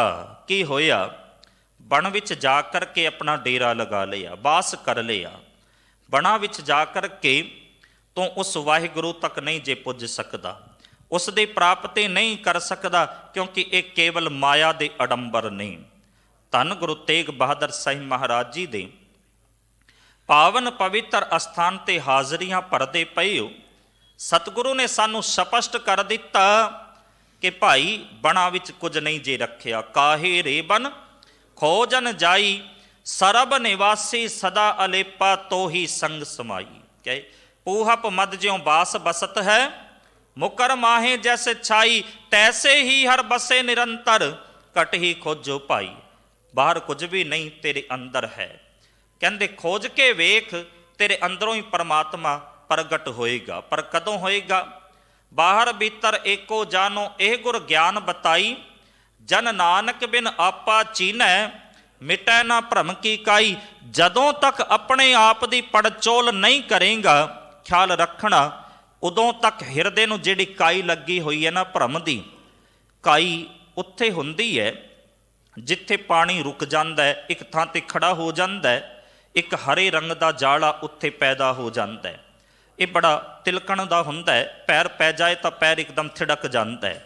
ਸਾਧ ਸੰਗਤ ਪਾਤਸ਼ਾਹ ਨੇ ਉਦਾਹਰਣ ਦਿੱਤੀ, ਜਦੋਂ ਤੱਕ ਇਹ ਕਾਈ ਲੱਗੀ ਹੋਈ ਹੈ ਨਾ, ਉਦੋਂ ਤੱਕ ਉਸ ਅਕਾਲ ਪੁਰਖ ਵਾਹਿਗੁਰੂ ਦੀ ਪ੍ਰਾਪਤੀ ਜਿਹੜੀ ਅਸੀਂ ਨਹੀਂ ਕਰ ਸਕਦੇ ਹਾਂ। ਇਸ ਕਰਕੇ ਆਪਣੇ ਅੰਦਰ ਦੀ ਪੜਚੋਲ ਕਰੀਏ, ਨਾ ਕਰਕੇ ਜੰਗਲਾਂ ਵਿੱਚ ਜਾ ਕਰਕੇ ਬੈਠੀਏ। ਕਿਆ ਬਨ ਮੱਧੇ ਬਾਸਾ ਕਹਾ ਭਇਆ, ਨਰ ਦੇਵਾ ਧੋਖੇ ਕਿਆ ਜਲ ਬੋਰਿਓ ਗਿਆਤਾ। ਕੀ ਹੋਇਆ? ਦੇਵੀ ਦੇਵਤਿਆਂ ਦੀ ਪੂਜਾ ਤੂੰ ਧੂਪ ਬੱਤੀਆਂ ਕਰਨ ਲੱਗਾ, ਹੋਰ ਤਰੀਕੇ ਦੀਆਂ ਪੂਜਾ ਤੂੰ ਸ਼ੁਰੂ ਕਰ ਦਿੱਤੀਆਂ। ਕਿਆ ਜਲ ਬੋਰਿਓ ਗਿਆਤਾ, ਜਾਣ ਬੁੱਝ ਕੇ ਤੀਰਥਾਂ ਤੇ ਜਾ ਕਰਕੇ ਆਪਣਾ ਸਰੀਰ ਜਿਹੜਾ ਨਾ ਉਹ ਡੋਬ ਲਿਆ। ਇਸ ਤਰੀਕੇ ਦਾ ਨਾਲ ਵੀ ਨਾ ਉਸ ਅਕਾਲ ਪੁਰਖ ਵਾਹਿਗੁਰੂ ਦੀ ਪ੍ਰਾਪਤੀ ਜਿਹੜੀ ਹੈ ਅਸੀਂ ਨਹੀਂ ਜੇ ਕਰ ਸਕਦੇ ਹਾਂ। ਜੀ ਅਰੇ ਜਾਏਗਾ ਮੈਂ ਜਾਨਾ, ਅਬਗਤ ਸਮਝ ਗਿਆਨਾ। ਬਾਬਾ ਕਬੀਰ ਸਾਨੂੰ ਸਮਝਾਉਂਦੇ ਨੇ ਕਿ ਭਾਈ ਜੀ ਅਰੇ ਐ ਮਨੁੱਖ, ਜਾਏਗਾ ਮੈਂ ਜਾਨਾ, ਤੇਰਾ ਜਨਮ ਜਿਹੜਾ ਨਾ ਇਹ ਵਿਅਰਥ ਚਲਾ ਜਾਏਗਾ। ਮੈਂ ਇਸ ਗੱਲ ਨੂੰ ਸਮਝ ਰਿਹਾ, ਪਰ ਤੇਰੀ ਸਮਝ ਜਿਹੜੀ ਹੈ ਇਹ ਗੱਲ ਨਹੀਂ ਆਉਂਦੀ। ਅਬਗਤ ਸਮਝ ਗਿਆਨਾ, ਤੂੰ ਪਰਮਾਤਮਾ ਨੂੰ ਸਮਝ, ਪਰਮਾਤਮਾ ਦੇ ਗੁਣ ਗਾ।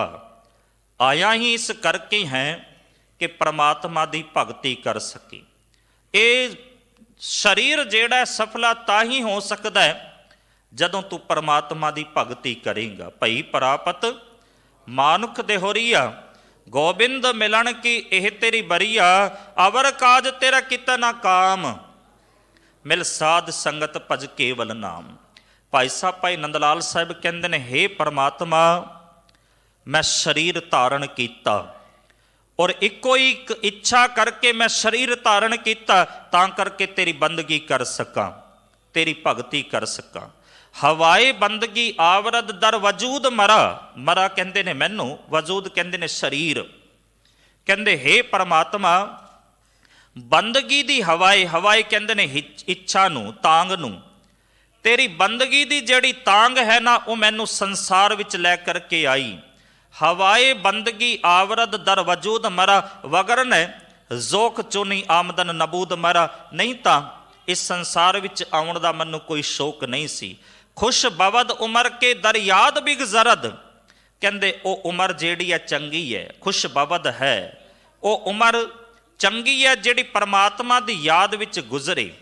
ਖੁਸ਼ ਬਵਦ ਉਮਰ ਕੇ ਦਰ ਯਾਦ ਬਿਗਜ਼ਰਦ, ਵਰਨਾ ਚੇ ਹਾਸਲ ਅਸਤ ਅਜੀ ਗੁੰਬਦੇ ਕਮੋਦ ਮਰਾ। ਨਹੀਂ ਤਾਂ ਇਸ ਨੀਲੇ ਆਕਾਸ਼ ਦੇ ਥੱਲੇ ਆਉਣ ਦਾ ਕੋਈ ਲਾਭ ਨਹੀਂ ਜੇ ਬੰਦਾ ਉਸ ਅਕਾਲ ਪੁਰਖ ਵਾਹਿਗੁਰੂ ਦਾ ਸਿਮਰਨ ਨਹੀਂ ਜੇ ਕਰਦਾ। ਜੀ ਅਰੇ ਜਾਏਗਾ ਮੈਂ ਜਾਨਾ, ਅਬਗਤ ਸਮਝ ਯਾਨਾ। ਸਜਣਾ ਤੇਰਾ ਜਨਮ ਜਿਹੜਾ ਨਾ ਇਹ ਪਰਮਾਤਮਾ ਦੀ ਭਗਤੀ ਤੋਂ ਬਗੈਰ ਵਿਅਰਥ ਚਲਾ ਜਾਏਗਾ। ਇਸ ਕਰਕੇ ਤੂੰ ਪਰਮਾਤਮਾ ਨੂੰ ਸਮਝ, ਪਰਮਾਤਮਾ ਦਾ ਸਿਮਰਨ ਕਰ। ਫਿਰ ਅੱਗੇ ਆਖਦੇ ਨੇ, ਜਤ ਕਤ ਦੇਖੋਂ ਬਾਹੁਰ ਨਾ ਪੇਖੋਂ। ਜਿਹੜਾ ਮੈਂ ਪਹਿਲਾਂ ਰੂਪ ਤੱਕਦਾ ਸੀ ਨਾ ਉਹ ਮੁੜ ਮਾਇਆ ਦਾ ਰੂਪ ਨਹੀਂ ਜੇ ਮਿਲਦਾ, ਕਿਉਂਕਿ ਮਾਇਆ ਜਿਹੜੀ ਹੈ ਨਾ ਇੱਕ ਛਲ ਹੈ। ਜਿਹੜੇ ਰੂਪ ਵਿੱਚ ਪਹਿਲਾਂ ਮਿਲੇਗੀ ਉਹ ਦੁਬਾਰਾ ਨਹੀਂ ਜੇ ਮਿਲੇਗੀ। ਇਹ ਮਾਇਆ ਦਾ ਛਲ ਕਿਵੇਂ ਦਾ ਹੈ? ਸਤਿਗੁਰੂ ਗੁਰੂ ਅਰਜਨ ਦੇਵ ਪਾਤਸ਼ਾਹ ਮਹਾਰਾਜ ਕਹਿੰਦੇ, ਦੇਖੋ ਜਿਵੇਂ ਬੱਦਲ ਦੀ ਛਾਂ ਹੈ, ਕੁਝ ਕੁ ਸੈਕਿੰਡਾਂ ਦੀ ਹੈ, ਉਸ ਤੋਂ ਬਾਅਦ ਨਹੀਂ ਜੇ ਮਿਲਦੀ।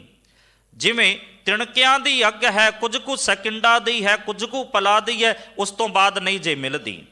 ਜਿਵੇਂ ਹੜ੍ਹ ਦਾ ਪਾਣੀ ਹੈ, ਪਾਣੀ ਚੜ੍ਹਿਆ ਕੁਝ ਕੁ ਦਿਨਾਂ ਵਿੱਚ ਉਤਰ ਜਾਂਦਾ, ਬਹੁਤਾ ਚਿਰ ਨਹੀਂ ਰਹਿਣ ਵਾਲਾ। ਇਵੇਂ ਹੀ ਇਹ ਮਾਇਆ ਹੈ, ਜਿਵੇਂ ਪਹਿਲਾਂ ਵੇਖਦਾ ਸੀ ਨਾ ਉਹ ਦੁਬਾਰਾ ਵੇਖਣ ਨੂੰ ਨਹੀਂ ਜੇ ਮਿਲਦਾ।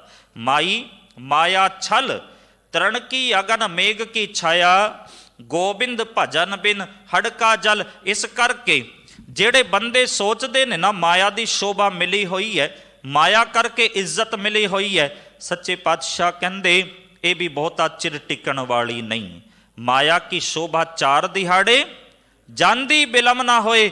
ਇਸ ਮਾਇਆ ਕਰਕੇ ਜਿਹੜੀ ਇੱਜ਼ਤ ਮਿਲਦੀ ਹੈ ਨਾ ਉਹ 4 ਕੁ ਦਿਨ ਦੀ ਹੈ, ਪਰ ਜਿਹੜੀ ਨਾਮ ਦੀ ਇੱਜ਼ਤ ਹੈ ਨਾ ਇਹ ਇੱਜ਼ਤ ਤਾਂ ਜੁਗੋ ਜੁਗ ਅਟਲ ਰਹਿੰਦੀ ਹੈ। ਪਾਤਸ਼ਾਹ ਕਹਿੰਦੇ, ਜਤ ਕਤ ਜਤ ਜਤ ਦੇਖੋਂ ਬਾਹੁਰ ਨਾ ਪੇਖੋਂ। ਜਦੋਂ ਵੀ ਮੈਂ ਵੇਖਦਾ ਨਾ ਮਾਇਆ ਫਿਰ ਦੂਸਰੇ ਰੂਪ ਵਿੱਚ ਨਹੀਂ ਮਿਲਦੀ। ਸੰਗ ਮਾਇਆ ਲਪਟਾਨਾ, ਹੇ ਮਨੁੱਖ ਤੂੰ ਮਾਇਆ ਦੇ ਨਾਲ ਚਮੜਿਆ ਪਿਆ ਹੈ। ਸਾਧ ਸੰਗਤ, ਮਾਇਆ ਨੇ ਨਾ ਹਰ ਬੰਦੇ ਨੂੰ ਆਪਣਾ ਗੁਲਾਮ ਬਣਾਇਆ ਹੈ, ਔਰ ਮਾਇਆ ਕਰਕੇ ਬੰਦਾ ਪਰਮਾਤਮਾ ਤੋਂ ਟੁੱਟ ਜਾਂਦਾ ਹੈ, ਪਰਮਾਤਮਾ ਨੂੰ ਭੁੱਲ ਜਾਂਦਾ ਹੈ। ਇਸ ਨੂੰ ਹਰ ਚੀਜ਼ ਚੇਤੇ ਰਹਿ ਜਾਂਦੀ ਹੈ, ਪਰ ਪਰਮਾਤਮਾ ਦਾ ਨਾਮ ਇਹ ਭੁੱਲ ਜਾਂਦਾ ਹੈ। ਕਿਉਂਕਿ ਮਾਇਆ ਕਰਦੀ ਕੀ ਹੈ? ਮਾਇਆ ਬੰਦੇ ਨੂੰ ਪਰਮਾਤਮਾ ਤੋਂ ਤੋੜਦੀ ਹੈ ਤੇ ਆਪਣੇ ਨਾਲ ਜੋੜ ਲੈਂਦੀ ਹੈ। ਸਾਧ ਸੰਗਤ, ਦੋ ਸ਼ਬਦ ਆਉਂਦੇ ਨੇ ਗੁਰਬਾਣੀ ਦੇ ਅੰਦਰ, ਇੱਕ ਮਾਇਆ ਤੇ ਦੂਜਾ ਮਇਆ। ਕੇਵਲ ਇੱਕ ਕੰਨੇ ਦਾ ਅੰਤਰ ਹੈ ਮਾਇਆ ਤੇ ਮਇਆ ਨੂੰ, ਪਰ ਅਰਥਾਂ ਵਿੱਚ ਬਹੁਤ ਵੱਡਾ ਅੰਤਰ ਹੈ। ਮਾਇਆ ਕੀ ਹੈ? ਜਿਹੜੀ ਬੰਦੇ ਨੂੰ ਪਰਮਾਤਮਾ ਤੋਂ ਤੋੜ ਦਿੰਦੀ ਹੈ। ਪਰ ਮਇਆ ਕੀ ਹੈ? ਮਇਆ ਹੈ ਕਿਰਪਾ, ਪਰਮਾਤਮਾ ਦੀ ਮਿਹਰ, ਜਿਹੜੀ ਬੰਦੇ ਨੂੰ ਪਰਮਾਤਮਾ ਦੇ ਨਾਲ ਜੋੜ ਦਿੰਦੀ ਹੈ। ਸੱਚੇ ਪਾਤਸ਼ਾਹ ਕਹਿੰਦੇ ਮਾਇਆ ਦਾ ਕਰਮ ਹੀ ਇਹ ਹੈ ਕਿ ਬੰਦੇ ਨੂੰ ਪਰਮਾਤਮਾ ਤੋਂ ਤੋੜਦੀ ਹੈ ਤੇ ਦੁਨੀਆ ਦੇ ਨਾਲ ਜੋੜ ਦਿੰਦੀ ਹੈ। ਆਨੰਦ ਸਾਹਿਬ ਦੇ ਅੰਦਰ ਆਪਾਂ ਰੋਜ਼ਾਨਾ ਬਚਨ ਪੜ੍ਹਦੇ ਹਾਂ। ਧੰਨ ਗੁਰੂ ਅਮਰਦਾਸ ਪਾਤਸ਼ਾਹ ਮਹਾਰਾਜ ਜੀ ਦੇ ਪਾਤਸ਼ਾਹ ਕਹਿੰਦੇ, ਜੈਸੀ ਅਗਨ ਉਦਰ ਮੈਂ ਤੈਸੀ ਬਾਹਰ ਮਾਇਆ, ਮਾਇਆ ਅਗਨ ਸਭ ਏਕੋ ਜਿਹੀ ਕਰਤੈ ਖੇਲ ਰਚਾਇਆ, ਜਾਂ ਤਿਸ ਭਾਣਾ ਤਾਂ ਜੰਮਿਆ ਪਰਵਾਰ ਭਲਾ ਪਾਇਆ, ਲਿਵ ਛੁੜਕੀ ਲੱਗੀ ਤ੍ਰਿਸ਼ਨਾ ਮਾਇਆ ਅਮਰ ਵਰਤਾਇਆ। ਮਾਇਆ ਨੇ ਆਪਣਾ ਅਮਰ ਮੀਨਸ ਹੁਕਮ ਵਰਤਾ ਦਿੱਤਾ, ਤੇ ਫਿਰ ਬੰਦਾ ਜਿਹੜਾ ਨਾ ਆਪਣੀ ਸੁਰਤ, ਆਪਣੀ ਬਿਰਤੀ, ਆਪਣੀ ਪ੍ਰੀਤ ਪਰਮਾਤਮਾ ਤੋਂ ਤੋੜਦਾ ਤੇ ਮਾਇਆ ਦੇ ਨਾਲ ਜੋੜ ਲੈਂਦਾ। ਸਾਧ ਸੰਗਤ, ਭਾਈ ਨੰਦ ਲਾਲ ਸਾਹਿਬ ਕਹਿੰਦੇ ਨੇ, ਇੱਕ ਬੰਦੇ ਨੂੰ ਨਹੀਂ, ਜਹਾਨ ਦੇ ਦੁਨੀਆ ਦੇ ਹਰ ਬੰਦੇ ਨੂੰ ਮਾਇਆ ਨੇ ਆਪਣਾ ਗੁਲਾਮ ਬਣਾਇਆ ਹੋਇਆ ਹੈ। ਕਿਉਂਕਿ ਮਾਇਆ ਆਪਣੇ ਵੱਲ ਆਕਰਸ਼ਿਤ ਕਰਦੀ ਹੈ, ਆਪਣੇ ਵੱਲ ਇਹ ਲੋਕਾਂ ਨੂੰ ਬੁਲਾਉਂਦੀ ਹੈ, ਖਿੱਚਦੀ ਹੈ, ਮੋਹਿਤ ਕਰਦੀ ਹੈ। ਉਹ ਕਹਿੰਦੇ ਇੱਕ ਵੇਸ਼ਵਾ ਦੀ ਤਰ੍ਹਾਂ ਹੈ। ਜਿਵੇਂ ਇੱਕ ਵੇਸ਼ਵਾ ਹੁੰਦੀ ਹੈ ਨਾ, ਉਹ ਲੋਕਾਂ ਨੂੰ ਆਪਣੇ ਵੱਲ ਆਕਰਸ਼ਿਤ ਕਰਦੀ ਹੈ, ਬਿਲਕੁਲ ਐਦਾਂ ਹੀ ਮਾਇਆ ਵੀ ਲੋਕਾਂ ਨੂੰ ਆਪਣੇ ਵੱਲ ਆਕਰਸ਼ਿਤ ਕਰਦੀ ਹੈ। ਭਾਈ ਨੰਦ ਲਾਲ ਸਾਹਿਬ ਕਹਿੰਦੇ ਨੇ, ਲੋਲੀਆ ਨੇ ਸੋਖ ਆਲਮ ਦਿਲੇ ਰਬੂਦ। ਇਹ ਲੋਲੀਆ ਨੇ ਵੇਸ਼ਵਾ ਇਸਤਰੀ ਹੈ, ਚੰਚਲ ਹੈ। ਆਲਮ ਜਹਾਨ ਦੇ ਦਿਲ ਨੂੰ ਇਸਨੇ ਗੁਲਾਮ ਬਣਾਇਆ ਹੋਇਆ ਹੈ। ਲੋਲੀਆ ਨੇ ਸੋਖ ਆਲਮ ਦਿਲੇ ਰਬੂਦ, ਮੈਂ ਕੁਨਮ ਅਜ ਆਹਾਂ ਅਲਗਿਆਸ। ਕਹਿੰਦੇ ਮੈਂ ਗੁਰੂ ਦੀ ਕਿਰਪਾ ਦੇ ਨਾਲ ਇਸ ਮਾਇਆ ਤੋਂ ਤੋਬਾ ਕਰ ਲਈ ਹੈ। ਇਸ ਕਰਕੇ ਮਾਇਆ ਸਾਰਿਆਂ ਨੂੰ ਗੁਲਾਮ ਬਣਾ ਕੇ ਰੱਖਦੀ ਹੈ। ਨਕਟੀ ਕੋਠਣ ਗੜਬਾੜਾ ਡੂੰ, ਸਾਰਿਆਂ ਦੇ ਅੱਗੇ ਇਸ ਮਾਇਆ ਦਾ ਵਾਜਾ ਵੱਜਦਾ ਪਿਆ ਹੈ। ਹਰ ਬੰਦਾ ਮਾਇਆ ਦੇ ਸਾਹਮਣੇ ਨਾਚ ਕਰਦਾ ਪਿਆ ਹੈ। ਪਰ ਕਿਨਹਿ ਵਿਵੇਕੀ ਕਾਟੀ ਤੂੰ। ਕੋਈ ਵਿਵੇਕੀ ਮਨੁੱਖ ਜਿਹੜਾ ਗੁਰੂ ਦੇ ਉਪਦੇਸ਼ ਨੂੰ ਸੁਣਦਾ ਹੈ, ਗੁਰੂ ਦੇ ਉਪਦੇਸ਼ ਨੂੰ ਮੰਨਦਾ ਹੈ ਨਾ, ਉਸ ਦੀ ਇਹ ਮਾਇਆ ਕੱਟੀ ਜਾਂਦੀ ਹੈ। ਸਾਧ ਸੰਗਤ, ਮਾਇਆ ਦੇ ਮੋਹ ਵਿੱਚ ਬੰਦਾ ਮਗਨ ਹੈ, ਦਿਨ ਰਾਤ ਮਾਇਆ ਮੰਗਦਾ ਹੈ। ਮੰਗਣਾ ਚਾਹੀਦਾ ਸੀ ਪਰਮਾਤਮਾ ਦਾ ਨਾਮ, ਪਰ ਬੰਦੇ ਦੀ ਸੁਰਤ ਜਿਹੜੀ ਹੈ ਨਾ, ਉਹ ਮਾਇਆ ਵਿੱਚ ਜੁੜੀ ਹੋਈ ਹੈ। ਪਾਤਸ਼ਾਹ ਕਹਿੰਦੇ, ਮਾਇਆ ਮਨੋ ਨਾ ਵੀਸਰੈ ਮੰਗੈ ਦਮਾ ਦਮ। ਹਰ ਦਮ ਇਹ ਮਾਇਆ ਮੰਗਦਾ ਹੈ। ਸਾਧ ਸੰਗਤ, ਮੰਗਣਾ ਸੀ ਪਰਮਾਤਮਾ ਦਾ ਨਾਮ, ਸੰਭਾਲ ਕਰਨੀ ਸੀ ਪਰਮਾਤਮਾ ਦੇ ਨਾਮ ਦੀ, ਅਰਦਾਸ ਕਰਨੀ ਸੀ ਦਮ ਦਮ ਸਦਾ ਸੰਭਾਲਦਾ, ਦਮ ਨਾ ਬਿਰਥਾ ਜਾਏ। ਪਰ ਹੁਣ ਮੰਗਦਾ ਕੀ ਹੈ? ਮਾਇਆ ਮਨੋ ਨਾ ਵੀਸਰੈ ਮੰਗੈ ਦਮਾ ਦਮ, ਸੋ ਪ੍ਰਭ ਚਿਤ ਨਾ ਆਵੇ ਨਾਨਕ ਨਹੀਂ ਕਰਮ। ਚੰਗੇ ਕਰਮ ਨਹੀਂ, ਭਾਗ ਜਿਹੜੇ ਨੇ ਚੰਗੇ ਨਹੀਂ, ਇਸ ਕਰਕੇ ਮਾਇਆ ਵਿੱਚ ਜੁੜ ਗਿਆ ਤੇ ਪਰਮਾਤਮਾ ਨੂੰ ਵਿਸਰ ਗਿਆ। ਭਗਤ ਕਬੀਰ ਸਾਹਿਬ ਕਹਿੰਦੇ, ਜਿਸ ਦੇ ਉੱਤੇ ਗੁਰੂ ਦੀ ਕਿਰਪਾ ਹੋਵੇ ਨਾ, ਉਹ ਮਾਇਆ ਦੀ ਗੁਲਾਮੀ ਤੋਂ ਆਜ਼ਾਦ ਹੋ ਜਾਂਦਾ ਹੈ। ਕਹਿੰਦੇ ਇਹ ਭੇਸ ਬਣਾ ਕਰਕੇ ਆਉਂਦੀ ਹੈ, ਕਈ ਪਹਿਰਾਵੇ ਪਾ ਕਰਕੇ ਆਉਂਦੀ ਹੈ। ਕਬੀਰ ਆਈ ਮੁਝੇ ਪੈ ਅਨਿਕ ਕਰੇ ਕਰ ਭੇਸ, ਹਮ ਰਾਖੇ ਗੁਰ ਆਪਨੇ ਉਨਕੇ ਨੋ ਆਦੇਸ਼। ਆਦੇਸ਼ ਦਾ ਅਰਥ ਹੁੰਦਾ ਨਮਸਕਾਰ। ਕਹਿੰਦੇ ਕਈ ਭੇਸ ਬਣਾ ਕਰਕੇ ਆਈ ਮਾਇਆ ਮੇਰੇ ਕੋਲ ਵੀ, ਪਰ ਗੁਰੂ ਨੇ ਕਿਰਪਾ ਕੀਤੀ, ਇਸ ਮਾਇਆ ਤੋਂ ਮੇਰੀ ਰਾਖੀ ਕੀਤੀ। ਨਹੀਂ ਤਾਂ ਬੰਦੇ ਦੀ ਜਿਹੜੀ ਮਮਤਾ ਹੈ ਨਾ, ਉਹ ਮਾਇਆ ਵਿੱਚ ਜੁੜੀ ਹੋਈ ਹੈ। ਇੱਕ ਉਦਾਹਰਣ ਭਗਤ ਕਬੀਰ ਸਾਹਿਬ ਨੇ ਦਿੱਤੀ। ਉਹ ਕਹਿੰਦੇ, ਦੇਖੋ ਕੂੰਜ ਜਿਹੜੀ ਹੈ ਨਾ, ਆਪਣੇ ਬੱਚਿਆਂ ਨੂੰ ਛੱਡ ਕੇ ਆਲਣੇ ਵਿੱਚ ਚੁਗਣ ਵਾਸਤੇ ਆ ਜਾਂਦੀ ਹੈ। ਚੋਗਾ ਚੁਗਦੀ ਹੈ, ਫਿਰ ਸੁਰਤ ਜਿਹੜੀ ਹੈ ਬੱਚਿਆਂ ਵਿੱਚ ਲੈ ਕਰਕੇ ਆਉਂਦੀ ਹੈ, ਫਿਰ ਚੋਗਾ ਚੁਗਦੀ ਹੈ ਤੇ ਫਿਰ ਸੁਰਤ ਬੱਚਿਆਂ ਵਿੱਚ ਜੋੜ ਲੈਂਦੀ ਹੈ। ਬਿਲਕੁਲ ਐਦਾਂ ਹੀ ਬੰਦੇ ਦੀ ਜਿਹੜੀ ਸੁਰਤ ਹੈ ਨਾ, ਇਹ ਮਾਇਆ ਵਿੱਚੋਂ ਕਦੇ ਨਹੀਂ ਜੇ ਨਿਕਲਦੀ। ਕਬੀਰ ਚੁਗਹਿ ਚਿਤਾਰੇ ਵੀ ਚੁਗਹਿ ਚੁਗ ਚੁਗ ਚਿਤਾਰੇ, ਜੈਸੇ ਬਚਰੈ ਕੂਜ ਮਨ ਮਾਇਆ ਮਮਤਾਰੇ। ਬੰਦੇ ਦਾ ਮਨ ਜਿਹੜਾ ਹੈ ਉਹ ਮਮਤਾ ਵਿੱਚ, ਮਾਇਆ ਵਿੱਚ ਹਮੇਸ਼ਾ ਖੁੰਝਿਆ ਰਹਿੰਦਾ, ਇਸ ਵਿੱਚ ਜੁੜਿਆ ਰਹਿੰਦਾ ਹੈ। ਪਰ ਜਿਹੜੇ ਗੁਰੂ ਦੇ ਉਪਦੇਸ਼ ਨੂੰ ਸੁਣਦੇ ਨੇ, ਗੁਰੂ ਦੇ ਉਪਦੇਸ਼ ਨੂੰ ਮੰਨਦੇ ਨੇ, ਇਹ ਗੁਰੂ ਦਾ ਉਪਦੇਸ਼ ਉਹਨਾਂ ਦੇ ਇਸ ਮਾਇਆ ਦੇ ਮੂਲ ਨੂੰ, ਮਾਇਆ ਦੇ ਮੋਹ ਨੂੰ ਖਤਮ ਕਰ ਦਿੰਦਾ ਹੈ। ਭਾਈ ਗੁਰਦਾਸ ਜੀ ਨੇ ਉਦਾਹਰਨਾਂ ਦਿੱਤੀਆਂ।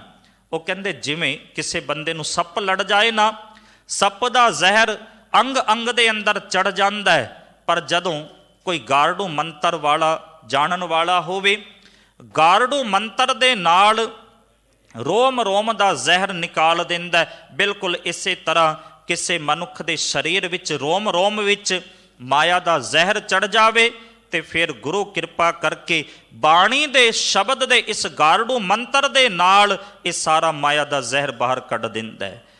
ਭਗਤ ਕਬੀਰ ਸਾਹਿਬ ਅਖੀਰਲੇ ਪਦੇ ਵਿੱਚ ਕਹਿੰਦੇ ਨੇ, ਗਿਆਨੀ ਧਿਆਨੀ ਬਹੁ ਉਪਦੇਸ਼ੀ ਇਹ ਜਗ ਸਗਲੋ ਧੰਦਾ। ਕੋਈ ਗਿਆਨ ਦੀ ਚਰਚਾ ਕਰਦਾ ਪਿਆ, ਕੋਈ ਸਮਾਧੀਆਂ ਲਗਾ ਕਰਕੇ ਬੈਠਾ ਹੈ, ਕੋਈ ਦੂਜਿਆਂ ਨੂੰ ਉਪਦੇਸ਼ ਕਰਦਾ ਪਿਆ, ਇਹ ਜਗ ਸਗਲੋ ਧੰਦਾ। ਕਹਿੰਦੇ ਇਹ ਜਗਤ ਦਾ ਧੰਦਾ ਹੈ। ਕਹਿ ਕਬੀਰ ਇੱਕ ਰਾਮ ਨਾਮ ਬਿਨ। ਕਬੀਰ ਸਾਹਿਬ ਕਹਿੰਦੇ ਨੇ ਕਿ ਇੱਕ ਪਰਮਾਤਮਾ ਦੇ ਨਾਮ ਤੋਂ ਬਗੈਰ ਯਾ ਜਗ ਮਾਇਆ ਅੰਧਾ। ਇਹ ਜਗਤ ਜਿਹੜਾ ਹੈ ਨਾ, ਮਾਇਆ ਦੇ ਮੋਹ ਵਿੱਚ ਅੰਨਾ ਹੋਇਆ ਪਿਆ ਹੈ। ਵਾਕਈ ਮਾਇਆ ਜਿਹੜੀ ਹੈ ਨਾ, ਬੰਦੇ ਨੂੰ ਅੰਨਾ ਕਰ ਦਿੰਦੀ ਹੈ। ਨਾ ਇਸ ਨੂੰ ਸੱਚ ਦਿਸਦਾ ਹੈ ਤੇ ਨਾ ਹੀ ਸੱਚ ਸੁਣਦਾ ਹੈ। ਪਾਤਸ਼ਾਹ ਕਹਿੰਦੇ ਮਾਇਆ ਧਾਰੀ ਅਤ ਅੰਨਾ ਬੋਲਾ, ਸ਼ਬਦ ਨਾ ਸੁਣਾਈ ਭਉ ਰੋਲ ਕਚੋਲਾ। ਇਹ ਜਿਹੜੀ ਮਾਇਆ ਨਾ, ਬੰਦੇ ਨੂੰ ਬੋਲਾ ਵੀ ਕਰ ਦਿੰਦੀ ਹੈ ਤੇ ਬੰਦੇ ਨੂੰ ਅੰਨਾ ਵੀ ਕਰ ਦਿੰਦੀ ਹੈ। ਨਾ ਇਸ ਨੂੰ ਸੱਚ ਦਿਸਦਾ ਹੈ ਤੇ ਨਾ ਹੀ ਸੱਚ ਸੁਣਦਾ ਹੈ। ਪਾਤਸ਼ਾਹ ਕਹਿੰਦੇ ਇਸ ਮਾਇਆ ਦੀ ਜਿਹੜੀ ਕਰਤੂਤ ਹੈ ਨਾ, ਇਹ ਹੀ ਹੈ ਕਿ ਬੰਦੇ ਦੀਆਂ ਅੱਖਾਂ ਦੀਆਂ ਰੋਸ਼ਨੀਆਂ ਇਹ ਖਤਮ ਕਰ ਦਿੰਦੀ ਹੈ। ਹਮ ਅੰਧੁਲੇ ਅੰਧ ਵਿਖੈ ਵਿਖਰਾਤੇ, ਕਿਉਂ ਚਾਲੈ ਗੁਰ ਚਾਲੀ, ਸਤਿਗੁਰ ਦਇਆ ਕਰੇ ਸੁਖ ਦਾਤਾ, ਹਮ ਲਾਵੇਂ ਆਪਨ ਪਾਲੀ। ਜੇ ਕਿਤੇ ਗੁਰੂ ਕਿਰਪਾ ਕਰ ਦੇਵੇ, ਆਪਣਾ ਪੱਲਾ ਪਕੜਾ ਦੇਵੇ, ਫਿਰ ਉਸ ਪੱਲੇ ਨੂੰ ਪਕੜ ਕੇ ਬੰਦਾ ਜਿਹੜਾ ਤੁਰ ਸਕਦਾ ਹੈ। ਕਿਉਂਕਿ ਗੁਰੂ ਜਦੋਂ ਗਿਆਨ ਦੀ ਰੋਸ਼ਨੀ ਦਿੰਦਾ ਹੈ ਨਾ, ਫਿਰ ਅੱਖਾਂ ਨੂੰ ਸੱਚ ਨਜ਼ਰ ਆਉਂਦਾ ਹੈ। ਗਿਆਨ ਅੰਜਨ ਗੁਰ ਦੀਆ, ਅਗਿਆਨ ਅੰਧੇਰ ਵਿਨਾਸ਼, ਹਰ ਕਿਰਪਾ ਤੇ ਸੰਤ ਭੇਟਿਆ, ਨਾਨਕ ਮਨ ਪ੍ਰਗਾਸ। ਗੁਰੂ ਜਦੋਂ ਗਿਆਨ ਦੀ ਰੋਸ਼ਨੀ ਦਿੰਦਾ ਹੈ, ਫਿਰ ਇਹ ਜਿਹੜੀ ਮਾਇਆ ਦਾ ਹਨੇਰਾ ਸੀ ਨਾ, ਇਹ ਰੋਸ਼ਨੀ ਦੇ ਅੰਦਰ ਤਬਦੀਲ ਹੋ ਜਾਂਦਾ ਹੈ। ਸੱਚੇ ਪਾਤਸ਼ਾਹ ਕਹਿੰਦੇ ਜ਼ਰਰੇ ਜ਼ਰਰੇ ਦੇ ਅੰਦਰ ਪਰਮਾਤਮਾ ਨਜ਼ਰ ਆਉਣਾ ਸ਼ੁਰੂ ਹੋ ਜਾਂਦਾ ਹੈ। ਫਿਰ ਤਾਂ ਇਹ ਕਹਿੰਦਾ ਹੈ, ਤੂੰ ਸਭਨੀ ਥਾਈ ਜਿੱਥੈ ਹੋ ਜਾਈ, ਸੱਚਾ ਸਿਰਜਣਹਾਰ ਜੀਓ। ਫਿਰ ਕਿਤੇ ਕਰਮ ਕਾਂਡ ਕਰਨ ਦੀ ਲੋੜ ਨਹੀਂ, ਧਾਰਮਿਕ ਕਿਰਿਆਵਾਂ ਕਰਨ ਦੀ ਲੋੜ ਨਹੀਂ। ਫਿਰ ਤਾਂ ਇੱਕ ਪਰਮਾਤਮਾ ਦਾ ਨਾਮ ਜਪਦਾ ਹੈ, ਕਿਉਂਕਿ ਇਸ ਨੂੰ ਸਮਝ ਲੱਗ ਜਾਂਦੀ ਹੈ ਧਰਮ ਦੇ ਨਾਮ ਦੇ ਉੱਤੇ ਜਿੰਨੇ ਵੀ ਕਰਮ ਕੀਤੇ ਜਾਂਦੇ ਨੇ ਸਾਰੇ ਵਿਅਰਥ ਨੇ। ਇੱਕ ਕਰਮ ਪਰਮਾਤਮਾ ਦੇ ਨਾਮ ਦਾ ਜਪਣ ਦਾ ਕਰੀਏ, ਇਹ ਸਭ ਤੋਂ ਚੰਗਾ ਕਰਮ ਹੈ। ਗੁਰਮਤਿ ਸਾਨੂੰ ਸਿਖਾਉਂਦੀ ਹੈ, ਭਾਈ ਸਾਰੇ ਕਰਮ ਕਾਂਡ ਛੱਡ, ਇੱਕ ਪਰਮਾਤਮਾ ਦਾ ਸਿਮਰਨ ਕਰ, ਇਹੀ ਜੀਵਨ ਦਾ ਸਹੀ ਰਸਤਾ ਹੈ। ਸਾਧ ਸੰਗਤ ਇੰਨੀਆਂ ਕੁ ਵਿਚਾਰਾ ਪ੍ਰਵਾਨ ਕਰਨੀਆਂ। ਧੰਨ ਧੰਨ ਗੁਰੂ ਗ੍ਰੰਥ ਸਾਹਿਬ ਪਾਤਸ਼ਾਹ ਮਹਾਰਾਜ ਜੀ ਦਾ, ਸ਼੍ਰੀ ਗੁਰੂ ਤੇਗ ਬਹਾਦਰ ਸਾਹਿਬ ਪਾਤਸ਼ਾਹ ਮਹਾਰਾਜ ਜੀ ਦਾ ਕੋਟਾਨ ਕੋਟ ਧੰਨਵਾਦ, ਜਿਨ੍ਹਾਂ ਦੀ ਕਿਰਪਾ ਸਦਕਾ ਆਪ ਸੰਗਤਾਂ ਦੇ ਨਾਲ ਗੁਰਮਤਿ ਵਿਚਾਰਾਂ ਹੋਈਆਂ। ਅਤ ਸਤਿਕਾਰਯੋਗ ਸਿੰਘ ਸਾਹਿਬ ਗਿਆਨੀ ਹਰਨਾਮ ਸਿੰਘ ਜੀ ਦਾ ਤਹਿ ਦਿਲੋਂ ਧੰਨਵਾਦ। ਦਿੱਲੀ ਗੁਰਦੁਆਰਾ ਪ੍ਰਬੰਧਕ ਕਮੇਟੀਆਂ ਦਾ ਦਿਲ ਦੀ ਗਹਿਰਾਈਆਂ ਤੋਂ ਧੰਨਵਾਦ ਕਰਦਾ ਹੋਇਆ ਦਾਸ ਖਿਮਾ ਦਾ ਜਾਚਕ ਹੈ ਜੀ। ਭੁੱਲਾਂ ਚੁੱਕਾਂ ਦੀ ਮੁਆਫੀ। ਬੁਲਾਓ ਫਤਿਹ। ਵਾਹਿਗੁਰੂ ਜੀ ਕਾ ਖਾਲਸਾ, ਵਾਹਿਗੁਰੂ ਜੀ ਕੀ ਫਤਿਹ।